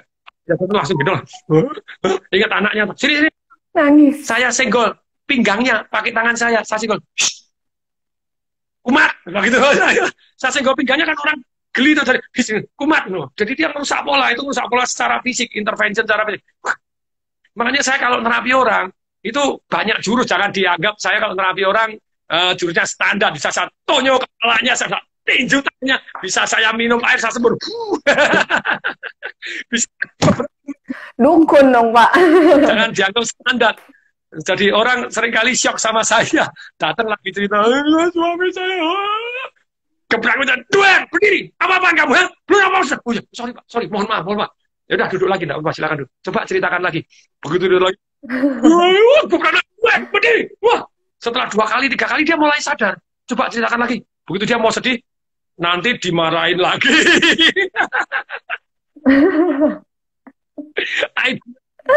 Kalau usah terapi orang segala cara halal, yang penting sembuh. Wah, wes gak pakai standar. Yang penting sembuh ya, Pak. Dalam waktu singkat aja dia langsung ada ketakutan. Kalau saya nangis lagi nanti diomelin lagi sama patung. Jadi banyak hal yang membuat sebetulnya merusak pola itu sangat-sangat penting. Tapi sekali lagi, merusak pola itu imajinasi, sekali lagi, ekspresi atau gerakannya, kemudian real. Jadi itu akan merusak pola. Nah, caranya bagaimana mengarahkan dengan pertanyaan itu tadi ya, bisa dengan pertanyaan, dengan perintah tadi. Bayangkan ini dulu. Bayangkan ini. Pak adik saya dengan gerakan, saya suruh gendong, tunggu, saya senggol, gitu ya. Sampai di rumah, begitu duduk di lantai bawah, saya tanya, gimana, anakmu gimana? Begitu dia cerita tentang anaknya, sebentar, pindah ke atas. Malu di sini tempat umum, nanti kelihatan malu, ke kamar aja, ke kamar. Itu naik, itu sudah merusak pola, mengubah gerak. Sampai di kamar saya panggil lagi, cantolannya saya panggil, coba lihat handphonemu, foto anakmu mana? Begitu nonton fotonya, berdiri dulu. Kita main olahraga dulu, itu main game John Grinder. John Grinder adalah penemu neuro-linguistic programming, very top itu, sama Richard Bandler gitu ya penemunya. Saya pernah ikut belajar dari beliaunya secara langsung. Main senamnya, itu ABC, bawahnya ada RNL, jadi R, itu berarti kalau kita, mata itu atas baca ABCD-nya, yang di bawah itu gerakannya. Kalau R berarti tangan kanan, bawahnya R berarti tangan kanan harus naik. Terus kemudian, kalau bawahnya tulisannya L, berarti tangan kiri harus naik. Kalau T, berarti dua-dua harus naik. Jadi mata membaca satu gerakan. Terus kemudian baca dari bawah, misalnya dari X, jadi ke bawah ke atas. Baca ke bawah, satu baca alfabetnya, misalnya X yang di bawahnya ada L, berarti tangan kiri ke atas, kaki kiri ke atas. Jadi cross, otak kanan, otak kiri. Itu sebetulnya teknik meriset otak kita. Teknik kita mau, kalau Anda mau main basket, mau ikut lomba, mau ujian, mau feeling cool, karena Anda main game itu mendadak meriset otak Anda jadi. Nah, ketika dia duduk di sini, ini lihat ya, waktu duduk nonton fotonya, oke, handphonenya taruh, ini handphonenya ya, kamu nonton handphone kan sedih, betul ya? Kamu duduk di sini sedih. Coba keluar dulu, berdiri dulu. Itu namanya teknik, namanya disassociate. Associate itu begitu kita keluar, kita melihat, oh kamu yang sedih di sana. Itu perasaannya sudah tidak sama. Contohnya, takut ular. Anda ada ular langsung, dengan Anda nonton film ada ular, ya beda banget gitu ya. Kalau mau double disassociate, Anda sedang nonton film yang Anda ular tadi. Nah ini kan begitu saya bilang, coba berdiri di sini, lihat ya, kamu yang sakit di sana, kamu yang sedih di sana. Berarti kan dia disassociate, oh yang sedih kamu di sana, bukan di sini. Ayo kita main game. Begitu main game bareng dengan saya, A, B, C, D, sambil geraknya kakinya diangkat, cross otak kanan, otak kiri, aku kok jadi malah geli toh. Oke, bagus, sudah lancar. Kalau tidak lancar, ulangi dulu, relax, langsung. Itu fokus sama periferalnya rusak gitu tanpa disadari. Sudah? Oke, yuk duduk lagi. Begitu duduk lagi, ayo lihat fotonya lagi, tolong lihat fotonya anakmu. Saya tanya, saya sebut nama. Biasa aja. Kemudian, gimana kabarnya anaknya? Baik. Gimana perasaanmu? Baik. Ini untuk pertama kalinya kamu sejak anakmu meninggal, lihat foto anakmu, kamu tidak nangis. Iya. Tahu kenapa? Nggak ngerti. Jadi jurus ini Berhasil berarti Pak. diajarkan di fakultas psikologi, diajarkan di psikiatri gitu ya. Jadi sometimes kalau nggak perlu pakai obat, nggak usah obat gitu ya, pakai gizi aja, rusak pola. Sudah rusak pola, tapi ini yang menarik gitu ya. Jadi yang menarik ini yang saya lakukan. Saya bisa cerita panjang lebar ini. Masih boleh punya waktu berapa lama nih? Ini. Terserah Pak Tung. Nah, saya masih punya banyak deretan pertanyaan juga Pak. Satu ditanya, jawabnya 3 jam. Selesainya. Nggak apa-apa. Tapi sekali lagi, jadi sebetulnya apa butuh bikin break dulu? Minum dulu, makan. Saya sarankan dulu. Dengan ngerusak begitu, mereka nggak bisa sedih. Begitu nggak bisa sedih, saya tahu bahwa trauma itu tombolnya dia banyak. Tombolnya tadi kan ada yang musik, ada yang foto anaknya, ada apa. Saya ajak makan. Ada yang mencium. Ya, Supermall Karawaci nonton itu. Jadi saya pada waktu makan, saya tarik ke atas yuk. Begitu makan atas, lihat roller coaster. Mulai nangis. Oke, berdiri, saya putar. Ingat anaknya. Saya putar, saya pegang tangannya, lo lonjak. Ayo, go, lonjak. Wes go. Nanti dianggap seperti orang gila. Orang popo dianggap seperti orang gila, yang penting waras daripada dianggap waras tapi gila. Ayo, jangan lu. Go. Ya, duduk. Saya panggilin segala memori, kapan kamu paling sedih? Memori saya panggilin. Saya rusak pola. 3 hari. Seru luar biasa. Begitu pulang, waktu itu kan dia sudah ke dokter jiwa, teman saya gitu ya, temennya profesor dokter, beliaunya teman saya pingpong di Solo begitu ya. Terus kemudian ke sana kan dikasih obat. Kemudian kan saya puterin CD gitu ya, CD The Secret. Hati-hati loh apa yang kamu pikirkan loh. Kamu fokusnya kemana, di situ energi mengalir loh. Kamu fokus kepada kesedihan, kamu sedih. Fokus kepada yang menggembirakan, kamu hidupmu jadi tambah gembira. Bisa nonton dia mulai sadar, ya aku salah fokus ya. Yang saya pikirkan itu terus. Kenapa enggak? Yang pikirkan yang lain. Oke, good. Terus kemudian ini tak kasih CD, bawaan pulang diputar lagi. Dia ngomong gimana? Mestinya ya aku enggak pernah nonton film yang sama kok. Nah, saya pakai Milton Erickson. Milton Erickson itu ahli hipnoterapi paling jauh sepanjang sejarah. Orangnya lumpuh, pakai kursi roda. Tahu-tahu orang pulang nggak bisa ngerokok lagi. Ngomong sama dia. Tadi itu dia jago mengikutin. Nah, ketika dia bilang, ini saya pakai jurusnya Milton Erickson. Ketika dia bilang, aku seumur hidup tuh nggak pernah nonton film yang sama untuk kedua kali. Aku ngerti. Kamu seumur hidup nggak pernah nonton untuk kedua kali. Siapa tahu ini yang pertama. Kamu bisa 2 kali, bisa 3 kali. Itu nomor 1 itu langsung sama. Oh ya, saya ngerti, saya paham. Langsung diterima. Itu menyentuh hatinya dia. Masuk pikirannya bawah sadar, masuk jiwanya tanpa diketahui. Pulang disetel sama dia 2-3 kali. 2-3 kali dia langsung hatinya enak. Terus kemudian, kok aku tak pergi ke dokternya lagi loh. Saya bilang, untuk apa? Kembali obat. Terus story ini, woi. Kembali obat sama ngasih CD-nya. Tak kopi ya sini, boleh kasih aja. No. Begitu ke dokternya, ngembalikan obat. Terus kemudian dia bilang, saya tanya, terus gimana? Ya dokternya heran. Ditanya, sudah gitu aja. Iya, sudah sembuh. Iya, sudah sembuh toh. Selesai toh. Selesai. Jadi tidak melulu tentang obat ya Pak ya. Nah Pak, halo. Jadi jurus ini begitu powerfulnya ya. Satu hari Swa milih saya sebagai one of the most powerful people and idea in business di Indonesia.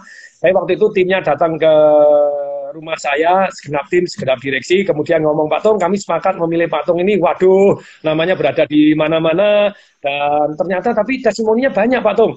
Betul, selain bisnis, tadi ada orang yang bisnisnya gini mendadak breakthrough, mendadak jadi meledak, terus mendadak jadi omsetnya naik tinggi, kan gitu ya. Tetapi ada juga yang anak-anak sekolah nilainya jelek jadi straight A, terus kemudian ada juga yang trauma, ini saya dapat testimoni dari Ibu Kwek Kinaseh, pimpinan Bank Wachovia Bank kena bom di Marriott gitu ya, stres, trauma, pergi ke dokter jiwa 7 bulan nggak bisa kerja karena kasih obat lep jadi lolo, katanya ketemu Pak Tung 5 menit terus sembuh, itu diapain gitu ya. Sebetulnya saya rusak polanya, panggil memorinya hajar, panggil memorinya teng gebuk. rusak pola itu mendadak nggak bisa sedih lagi, mendadak nggak jadi takut lagi, mendadak jadi lebih berani. Sebenarnya ilmu-ilmu ini sangat penting. Boleh deh undang saya di Fakultas Kedokteran, Anda psikiatri, undang saya di Fakultas dokter-dokter psikolog, boleh, ayo. Karena ilmu ini so powerful. Nanti saya tawarkan, Pak.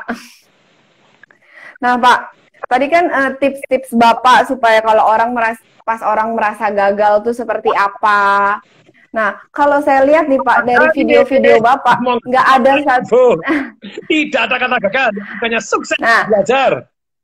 Nggak ada kata gagal ya Pak. Kalau merasa gagal, rusak pola ya Pak. Nah, kalau saya lihat dari video-video Bapak nih Pak, tidak ada satu video pun yang Bapak tuh nggak semangat. Bapak selalu bersemangat, selalu menggebu-gebu. Nah, caranya tuh gimana Pak? Kita kadang dari gagal merasa gagal, merasa putus asa untuk bangkit aja susah. Kita mau tahu nih rahasia Pak Tung tuh selalu bersemangat.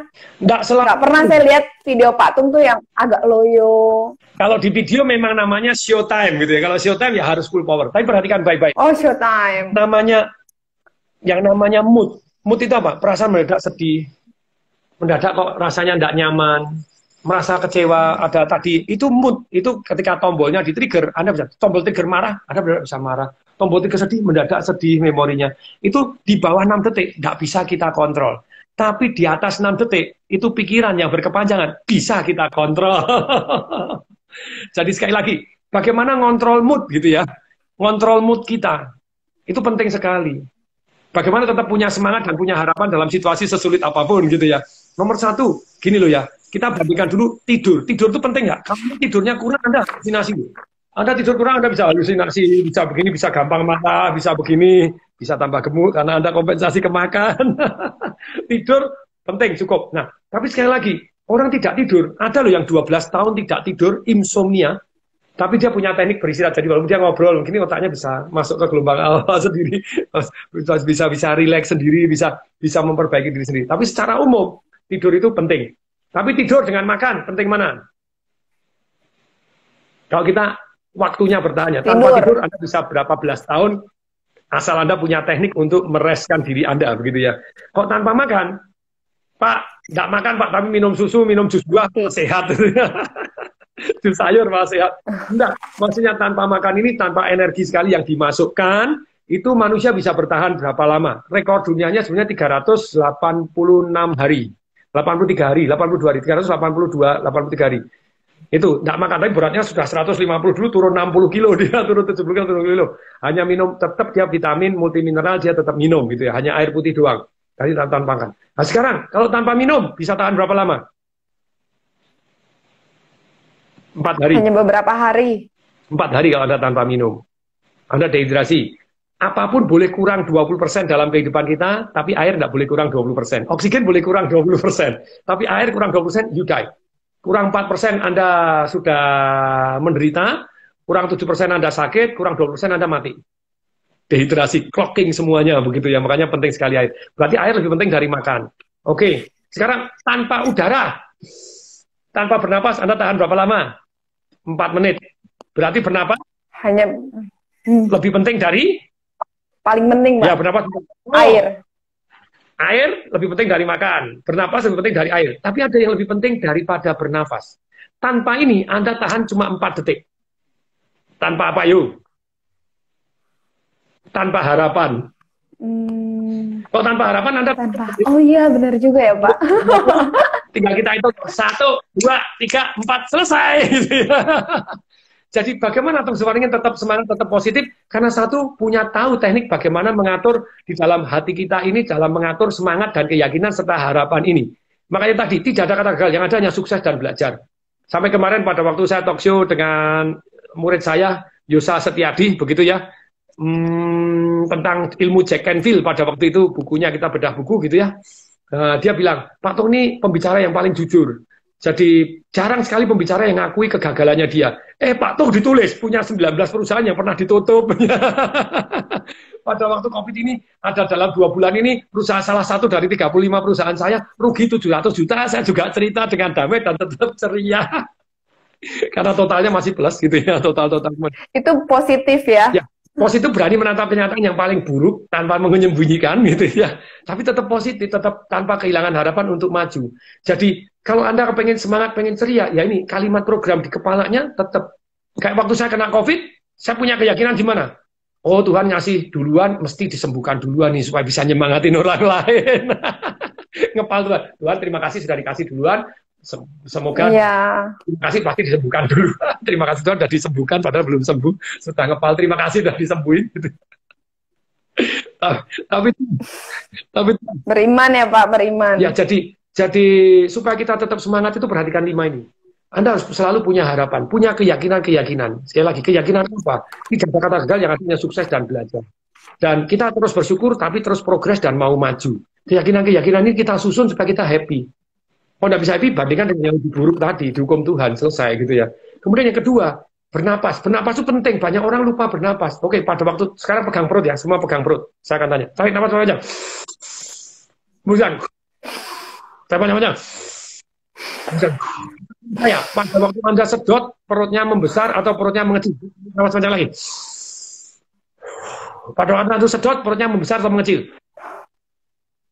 Dokter Yuni. Pada waktu apa Pak? Sedot, perutnya membesar atau perutnya mengecil? Waktu apa Pak? Sedot, perutnya membesar atau perutnya mengecil? Mengecil. Salah. Ini bahaya loh. Kok saya mengecil ya Pak? Itu salah gitu loh. Ini secara gampang aja. Kalau saya salah tolong diralat. Saya bukan dokter, bukan ahli anatomi, tapi perhatikan. Ternyata paru-paru itu kalau mau bernapas, dia pakai namanya sekat rongga badan. Betul ya? Paru-paru enggak punya otot toh. Iya. Untuk memompa udara itu pakai sekat rongga badan. Nah, kalau kita perutnya membesar, sekat rongga badannya membawah. Kalau perutnya mengecil, sekat rongga badannya ke atas. Nah, kalau Anda sekat rongga badannya ke atas, apa yang jadi? Sepertiga dari paru-paru Anda kurang oksigen. Tapi waktu Anda sedot, perutnya membesar, itu dada Anda full oksigen, dan pada waktu Anda hembus lagi perutnya mengecil, kena lagi nyaring oksigen lagi. Tapi kalau Anda sedot perutnya mengecil, daya tampung udaranya kurang. Ini ahli anatomi. Oke, perhatikan. Saya mengecil loh Pak. Itu ada yang miss, kalau sedot perutnya harus membesar, boy. Jadi, Anda perhatikan bayi, kalau punya bayi masih yang di rumah, perhatikan pada waktu tidur. Pada sedot, perutnya membesar. Itu yang alamiah. Tapi kita olahragawan, kok sedot, perutnya kecil. Oh! Kurang oksigen, boy. Jadi, supaya Anda semangat, Anda bernapas. Bernapaslah macam-macam. Bernapas itu ya, ada banyak jenis. Satu sedot tembus, ada yang sedot, tahan, dan hembus. Ada yang sedot, tahan, hembus, tahan, baru sedot lagi. Ada yang hitungannya pernapasan ala tentara Amerika, pasukan komando Amerika. Sedot 4, tahan 4, hembus 4, tahan lagi 4, baru sedot lagi. Itu pernapasan SEAL. Anda melakukan pernapasan 4x4 square box ini 10 kali. Anda kalem, Anda rileks, Anda lebih positif, Anda tidak panik. Atau 478, Andrew Will. MD, orang kedokteran itu. Dokter juga, Andrew Will. 4 sedot, hitungan 4. 1, 2, 3, 4. Sedot. Oke, mari kita praktek ya. Sedot. 1, 2, 3, 4. Tahan. Tahannya tuh 1, 2, 3, 4, 5, 6, 7. Hembuskan. 1, 2, 3, 4, 6, 7, 8. Nah, sedot lagi. 1, 2, 3, 4. Tahan. Dan seterusnya. Anda berkali-kali, Anda feeling good dan lebih positif. Karena Anda pernapasan itu part of meditasi. Anda fokus napas itu mendadak Anda tidak fokus ke kanan kiri tuh, tidak fokus kepada depresinya tuh. Anda mengalihkan napas dan fokus. Dan meditasi itu wah wis, saya baca sekian banyak buku tentang happiness, meditasi sudah always selalu keluar, tidak pernah tidak. Meditasi ada fokus pernapasan, ada fokus ke jantung, detak jantung. Wah, keren banget. Ada fokus sama pertanyaan. Saya ini dunia itu apa ya? Bahagia itu apa ya? Terus ada yang fokus sama titik, ada fokus sama doa, ada fokus sama emosi. Nah, saya sharing itu banyak di Happiness Revolution saya, itu seru sekali. Tapi sekali lagi teman-teman semua, jadi alangkah indahnya ya, kita belajarlah pernapasan. Jadi napas karena membuat Anda happy, membuat Anda lebih positif. Kalau Anda napas enggak, Anda panik. Anda enggak panik. Coba lihat kalau orang panik itu menapasnya pendek-pendek, bahkan dia nahan. Ketika Anda, kenapa nahan napas? Kalau Anda nahan napas, itu sebetulnya ya, pembuluh darah Anda set begini. Jadi zaman dulu, ketika kita takut, kita nahan napas. Mau berantem, ada harimau, ada sih, nahan napas. Ketika stres, Anda nahan napas. Ketika Anda napas supaya apa? Supaya pembuluh darahnya mengecil, supaya Anda siap untuk berantem, supaya kalau misalnya berdarah, kalau Anda berdarah, itu pembuluh darahnya tidak pendarahan terlalu banyak. Tapi dalam kondisi normal, hari ini kan tidak ada singa, adanya atasan kita yang nyebelin. Ada pasangan hidup. Lah Anda stres terus, pembuluh darahnya kecil, Anda lupa bernapas. Lupa bahagia Pak jadinya. Nah itu kalau Anda mau positif, bernapaslah. Woi, itu ya. Ambekan, sedot napas banyak. Sedot napas banyak. Jadi setiap ngambek sedot nafas ya Pak? Iya, bernapas dulu. Kalau Anda lagi bete, bernapaslah. Ini ilmu jalanan, bukan hanya ayo think positif. Caranya, caranya ubah keyakinan tadi, ubah arti, nanti banyak cara bersyukur sudah. Saya ajarin cara detailkan, tapi plus lagi bernapas. Boy, bisa bernapas? Kalau lupa nafas mati dok, bisa Nah, dong. terus minum. Pak. Kalau air itu wah demam Anda. Coba kalau Anda lagi demam panas ya, langsung praktek aja. Minum air hangat 250 cc minuman. Kalau Anda bisa minum 500 cc langsung coba diukur suhunya, langsung turun karena kita menguap. Karena jangan-jangan dehidrasi ya Pak ya. Jadi demam. Yang membuat Anda semangat. Nah, ini tadi. Ternyata makanan itu ada megahertz.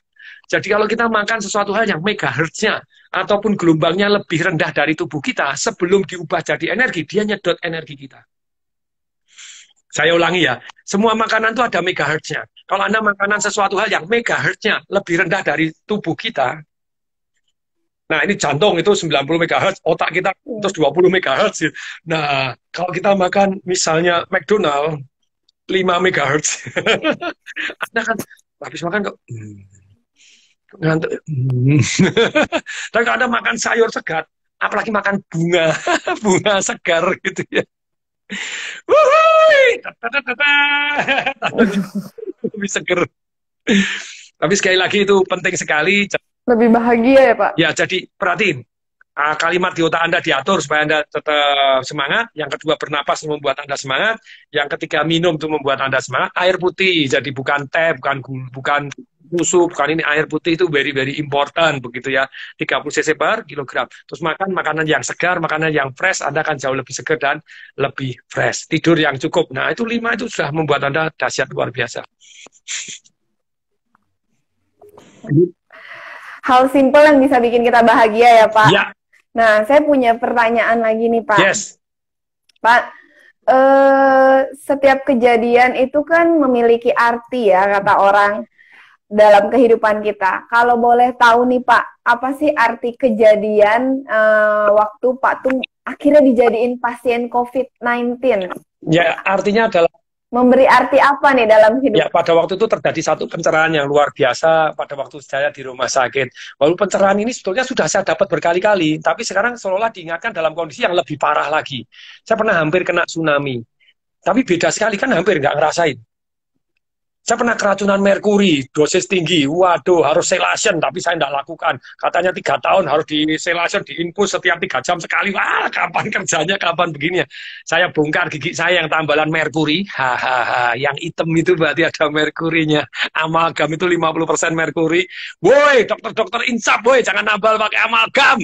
Buktikan pakai ada alat ngukurnya. Begitu Anda tambal pakai amalgam, gosok aja pakai gosok gini. Terus dikasih ukuran yang radiasi. Radiasinya mengerikan itu yang mesti dilarang di Indonesia. Walaupun paling murah, paling kuat, tambalan pakai yang biasa saja. Itu saya bongkar. Saya dulu dietnya makan totally ikan, tidak makan apapun. Ikan ternyata begitu banyaknya merkuri. Saya stop ikan selama 1 tahun. Jadi cabut begini. Ya, turun. Tapi itu tidak semengerikan pada waktu kena COVID. Karena COVID itu Anda tidak kemudian Anda sendiri, Anda menggigilin. Ya. Lah itu pencerahannya apa saya? 1, orang bisa dipanggil Tuhan sewaktu-waktu. Saya sudah siap, dari dulu sudah siap, dalam hati siap. Seringkali kalau doanya saya malam itu, doa saya malam sebelum tidur ya, selain saya terima kasih Tuhan, saya bersyukur, siap diambil Tuhan. Terus kemudian, Jadi lebih bersyukur, lebih berserah ya Pak? Berserah malam tuh, Tuhan, berserah, terima kasih, saya siap diambil. Dan kemudian saya juga siap bangun menatap hari baru yang penuh semangat dan penuh gairah. Waduh, itu kalau Anda bisa doa gitu, ya Anda sebetulnya sudah rela gitu ya, anytime. Nah, makanya saya sudah siap. Jadi tidak terikat pada apapun ya Pak? Yes, jadi sudah siap, dalam arti siap. Nah, pada waktu siap itu anak saya tahu pesan-pesannya sudah banyak, kecuali pesan detail yang kalau saya mati minta dibakar, taruh di mana itu belum, mereka belum tahu gitu ya. Tapi kalau pesan-pesan yang lain anak saya sudah tahu, istri saya sudah tahu banyak.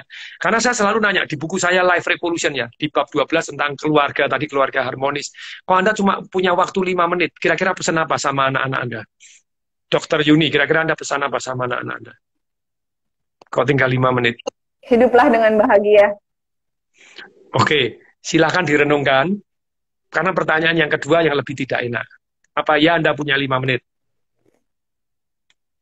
Naik pesawat terbang, goodbye. Sih. Kena COVID, nggak bisa pernah. Nggak ada yang tahu. Masukin selang, nggak ngomong apa, tinggal 5 menit gak iso. Nggak bisa.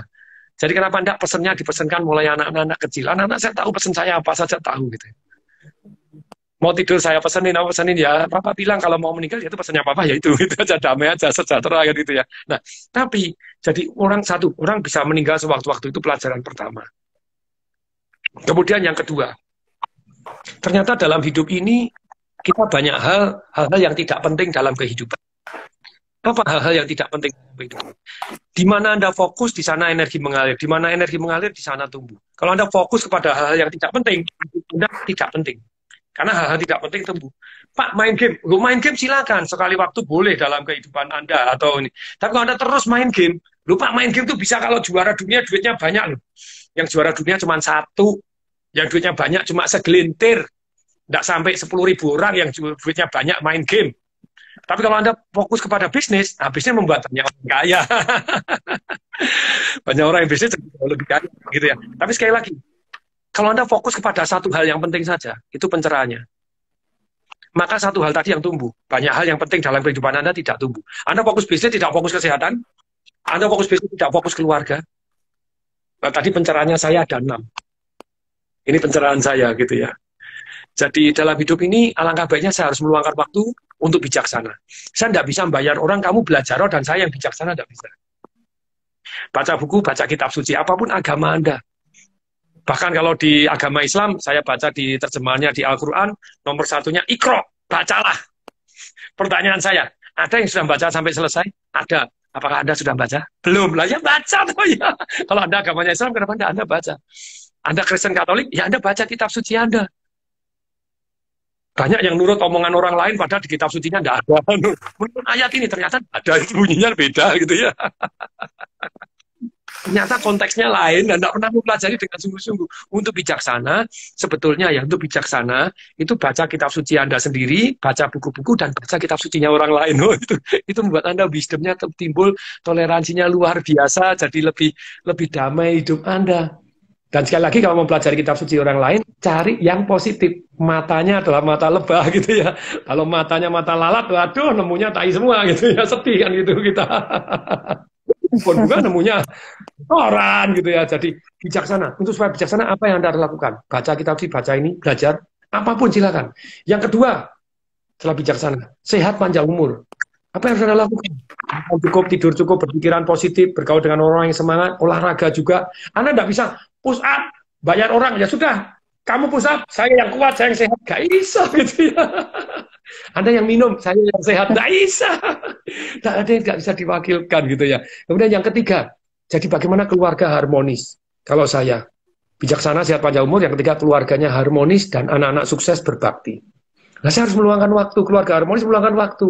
Telepon orang tua kita, telepon anak kita, video call, meluangkan waktu ngobrol bareng sama anak-anak, janjian, ayo ngobrol bareng, bimbing anak-anak. Termasuk saya bilang, Papa, kapan saya harus menyerah, kapan saya enggak. Tergantung banyak hal kan itu ya. Jadi satu adalah tergantung, itu penting tidak penting. Kalau enggak penting sudah lah, enggak usah ngotot. Kemudian penting, lingkaran 1, lingkaran 2, lingkaran 3. Lingkaran 3 kita enggak kenal. Lingkaran 2 kita kenal, ya kenal. Lingkaran 1 adalah keluarga kita dekat. Keluarga dekat enggak pernah boleh menyerah kalau hal itu penting. Enggak pernah boleh menyerah. Never ever sampai kita mati atau dia mati, dalam mati bukan kita bunuh tapi mati sendiri gitu ya. Kita tidak pernah boleh menyerah. Kalau itu keluarga kita tidak boleh menyerah. Lingkaran kedua ya itu dalam, dan kita harus paham 3 lingkaran. Lingkaran dalam kontrol kita, lingkaran pengaruh, dan di luar kontrol kita. Semakin lingkaran di dalam kontrol kita membesar, pengaruhnya membesar. Tapi tetap ada daerah-daerah yang Anda bisa kontrol. Nah, orang bijaksana mengetahui ini. Kalau tidak bisa dikontrol, Anda ngotot terus, nekat terus ke arah sana, fokus kepada yang Anda bisa kontrol lagi. Anda tidak bisa ngubah dunia, Anda tidak bisa ngubah Indonesia, Anda tidak bisa keluarga Anda, tapi Anda bisa ngubah diri Anda, gitu ya, in your control. Nah, tapi sekali lagi, bijaksana, sehat, sehat panjang umur, keluarganya harmonis. Tidak bisa Anda bilang, ya sudah, yang ML kamu aja, yang Dano, kalau keluarga Anda, ya Anda yang ML, yang Anda sendiri, no enak aja, mau diwakilkan. Tidak bisa mau harmonis, ya harus Anda sendiri, boy, gitu ya. Kemudian yang keempat, bijaksana, sehat, panjang umur, keluarganya harmonis, anak-anak sukses dan berbakti. Kemudian yang keempat, kaya raya. Boleh nggak? Anda harus meluangkan waktu untuk Anda kaya raya. Untuk punya pasif income, tidur pun dapat duit. Kalau tidak pernah meluangkan waktu, tidak belajar, ya tidak bisa. Yang kelima, ini kelihatan sudah dipanggil, ini sudah sembayang, jam sembayang gitu ya. Oke, ayo. Yang kelima adalah satu yang namanya, yang kelima ini ya, yang sangat penting, yang kelima itu adalah hidup bahagia. Supaya Anda bahagia, ngolet. Terima kasih Tuhan. Tarik nafas saja. Oh yes, bersyukur. Kemudian setiap hari ngitungin apa yang Anda syukurin gitu ya. Kemudian yang keenam sangat penting lagi, bermanfaat untuk orang banyak. Nah, jadi bermanfaat untuk orang banyak. Sekali lagi ini terima kasih nih, saya membaca gerakan bahwa dokter kelihatan sudah dipanggil suami, suruh sembahyang. Enggak, Pak. Gitu ya. Tapi sekali lagi teman-teman, kita yang terima kasih nih Pak. Boleh saya share seminar saya? Finansial. Boleh Pak, boleh banget Pak. Tanggal 26, 27, 28 Juni ini Financial Revolution. Itu bagi Anda yang ikut, silakan Anda akan mendapatkan bonus seminar saya offline-nya. Seminar offline itu biasanya orang harus bayar 5.600.000, paling murah waktu itu 3.500.000. Sekarang Anda cukup bayar 249.000, Anda dapat 3 hari seminar online-nya, bagaimana punya ternak duit, bagaimana antisipasi krisis, bagaimana dapat massive income, bagaimana tanpa duit malah dapat duit, bagaimana melakukan financial ronsen kita sehat seperti apa, supaya kita bisa tahu kondisi keuangan kita seperti apa, begitu ya. Tanggal 26, 27, 28, Jumat, Sabtu, Minggu di tanggal 26, 27, 28 Juni ini. Nah, Anda bisa telepon ke Pak Dimas ataupun WhatsApp ya, nomor teleponnya 0856 terus 109 kemudian 2200. Itu tempatnya terbatas. Jadi tempatnya terbatas karena zaman dulu itu, bukan zaman dulu, yang terakhir kemarin itu 1.000 orang penuh karena ini tadi jadi penuh. Jadi silakan Anda telepon ke di Financial Revolution 0856 109 2200. Anda dapat bonus nanti seminar offline-nya. Ketika badai corona berlalu. Sangat menarik ya Pak. Ya, termasuk sebetulnya banyak dokter loh. Banyak dokter kan, saya sampai punya keponaan. Lulus dari UGM, indeks prestasi 4,0. Keren dok? Nah kemudian saya kumlot. Nah, makna summa cum laude jadi di atas 3,7. Nah, tapi ternyata yang menarik begitu ya. Ketika dia di kedokteran tadi, kemudian kamu belajar dong bagaimana jadi istilahnya bisnis, belajar gini. Dia ngomong gimana? Oh, sorry, sumpah Hippocrates. Nah, tidak boleh mengkomersialkan ilmunya kan gitu, harus membantu siapapun. Nice. Tapi saya tanya, misalnya dokter Yuni, bisa bantu orang banyak mana? Waduh. Jadi dokter atau punya rumah sakit? Punya rumah sakit. Punya rumah sakit 1 atau 27? 27. Untuk itu sebetulnya dokter ketika pengen bermanfaat untuk orang banyak, bisa menggratiskan banyak orang yang miskin, seperti di RSPAD. RSPAD itu penghasilannya rumah sakit pertama di Indonesia yang di atas 1 triliun. RSPAD Gatot Subroto. Dokter Terawan itu sangat luar biasa itu mengelola rumah sakitnya di RSPAD. Jadi dipegang rugi terus, jadi sarana, tahu, tanda kutip-kutip korupsi gitu ya. Ada clean and clear, kemudian, tapi dia sosialnya luar biasa. Bantu BPJS luar biasa. Dokter pagi, pada waktu dokter pagi itu harus istilahnya untuk yang komersil gitu ya, bayar di atas 10 gratis. Waduh, itu ruangan yang gratis wah, sampai karuan itu luar biasa. Dan dia bisa RSPAD nyumbang yang luar biasa. Jadi RSPAD itu, lo pengusaha, orang kaya, mau cuci otak, sekali cuci otak bayar 80 juta, mereka mau ya biar bayar. Lalu nanti yang miskin gratis. Keren toh? Jadi yang miss-nya dari dokter kan seolah-olah gini, oh ya sudah kalau gitu semua gratis. Kalau semua gratis, rumah sakit Anda tidak dapat income. Anda tidak bisa nyekolahkan dokter lagi, tidak bisa beli alat-alat yang modern, tidak bisa mendapatkan obat-obat yang terbaik, tidak mendapatkan ilmu-ilmu, tidak bisa upgrade lagi. Jadi rumah sakit tetap dikelola sebagai bisnis, tetapi untuk pasien-pasien yang tidak mampu disubsidi lah, itu super keren. Jadi seorang dokter bisa bermanfaat jauh lebih banyak orang lain, dia belajar bisnisnya. Bukan berarti Ini menarik banget ya Pak. Menarik banget pandangan lain sebagai seorang dokter yang pertama. Yang kedua, seminar Bapak ini sangat berhubungan ya Pak di masa COVID ini, di mana banyak orang, saya nggak bilang semua orang, tapi banyak orang yang memang lagi memikirkan gimana tetap punya income, padahal kita keluar kerja aja susah, malah kebanyakan di PHK Pak.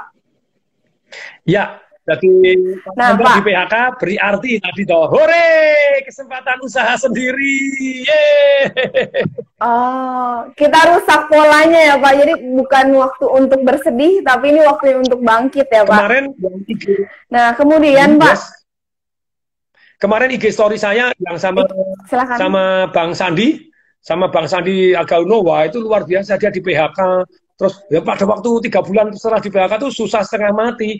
Terus kemudian sampai makan siang pun diamplopin sama mamahnya, pulang ke rumah pada 8 tahun.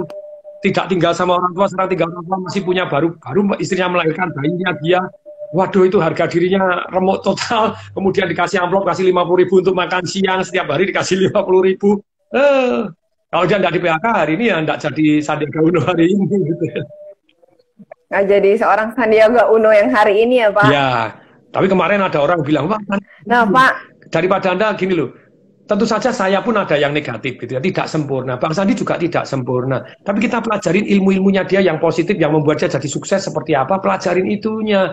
Matanya diganti, woi, jadi mata lebah, cari sari madu, jangan cari kotoran terus, mata lalat, woi. Oke, silakan. Boleh satu pertanyaan lagi? Nah, Pak, silakan. Satu pertanyaan lagi nih, Pak. Pertanyaan penutup nih, Pak. Ada nggak pesan-pesan untuk Bapak Ibu? Jadi satu kalimat yang tadi bisa kita jadikan jangkar, Pak. Untuk Bapak Ibu yang hadir saat ini supaya tetap semangat dan tidak menyerah, Pak. Jadi orang pesimis adalah merasa bahwa situasi tidak akan berubah kini dan sepanjang masa. Tentu saja itu melanggar hukum alam, karena hukum alam selalu terbukti kok. Mau kena siklus, kena COVID, kena apa, kena badai apa, itu terus akan naik dan turun, naik dan turun, naik dan turun, dan so far masih naik dan turunnya masih naik. Kecuali kalau Indonesia perang saudara, walaupun satu agama, rebutan kekuasaan juga nanti perang saudara juga berbahaya. Tadi makanya please toleransi, damai, selama polisi, militer, pemerintah bersatu, tentu saja masih aman, begitu ya. Nah, sekali lagi, kalau orang pesimis merasa tidak mungkin situasinya berubah, padahal itu melanggar hukum alam, karena semua pasti akan berubah, gitu ya. Nah, orang yang positif adalah orang yang berani menatap kenyataan yang paling buruk tanpa kehilangan keyakinan bahwa someday semua akan terus baik. Itu kata-kata saya. Badai pasti berlalu, dan datanglah badai berikutnya, dan berlalulah badai berikutnya. Boy, hidup selalu seperti itu. Semangat! Wah, sangat dahsyat sekali ya Pak pesan-pesannya. Jadi di tengah pandemi ini yang sangat berkesan juga buat saya. Jadi kita di tengah COVID ini tetap tangguh tapi jangan dablek, harus kita bedakan. Kemudian tetap positif, jangan hanya dengan pikiran tapi dengan gerakan dan fokus. Yang ketiga, yang selalu patung ulang dari tadi, mempunyai pikiran positif, yaitu menerima keadaan terburuk tanpa kehilangan harapan untuk menjadi lebih baik ya Pak. Yes, jangan terserah, jangan menyerah, semangat terus maju. Oke, semoga Indonesia bisa melalui pandemi ini dengan baik. Semoga semua tetap bersemangat seperti patung walaupun sudah menjadi positif COVID-19 dan sembuh dalam kurun waktu yang cukup cepat ya Pak. Yes, terima kasih, terima kasih. Oke, kita tutup Bu ya. Terima kasih Pak untuk waktunya, untuk kesempatannya. Jangan kapok, nanti IG live bareng lagi ya Pak. Semangat, semangat terus, yes. Yuk, makasih banyak Patung. Salam dahsyat. Salam dahsyat.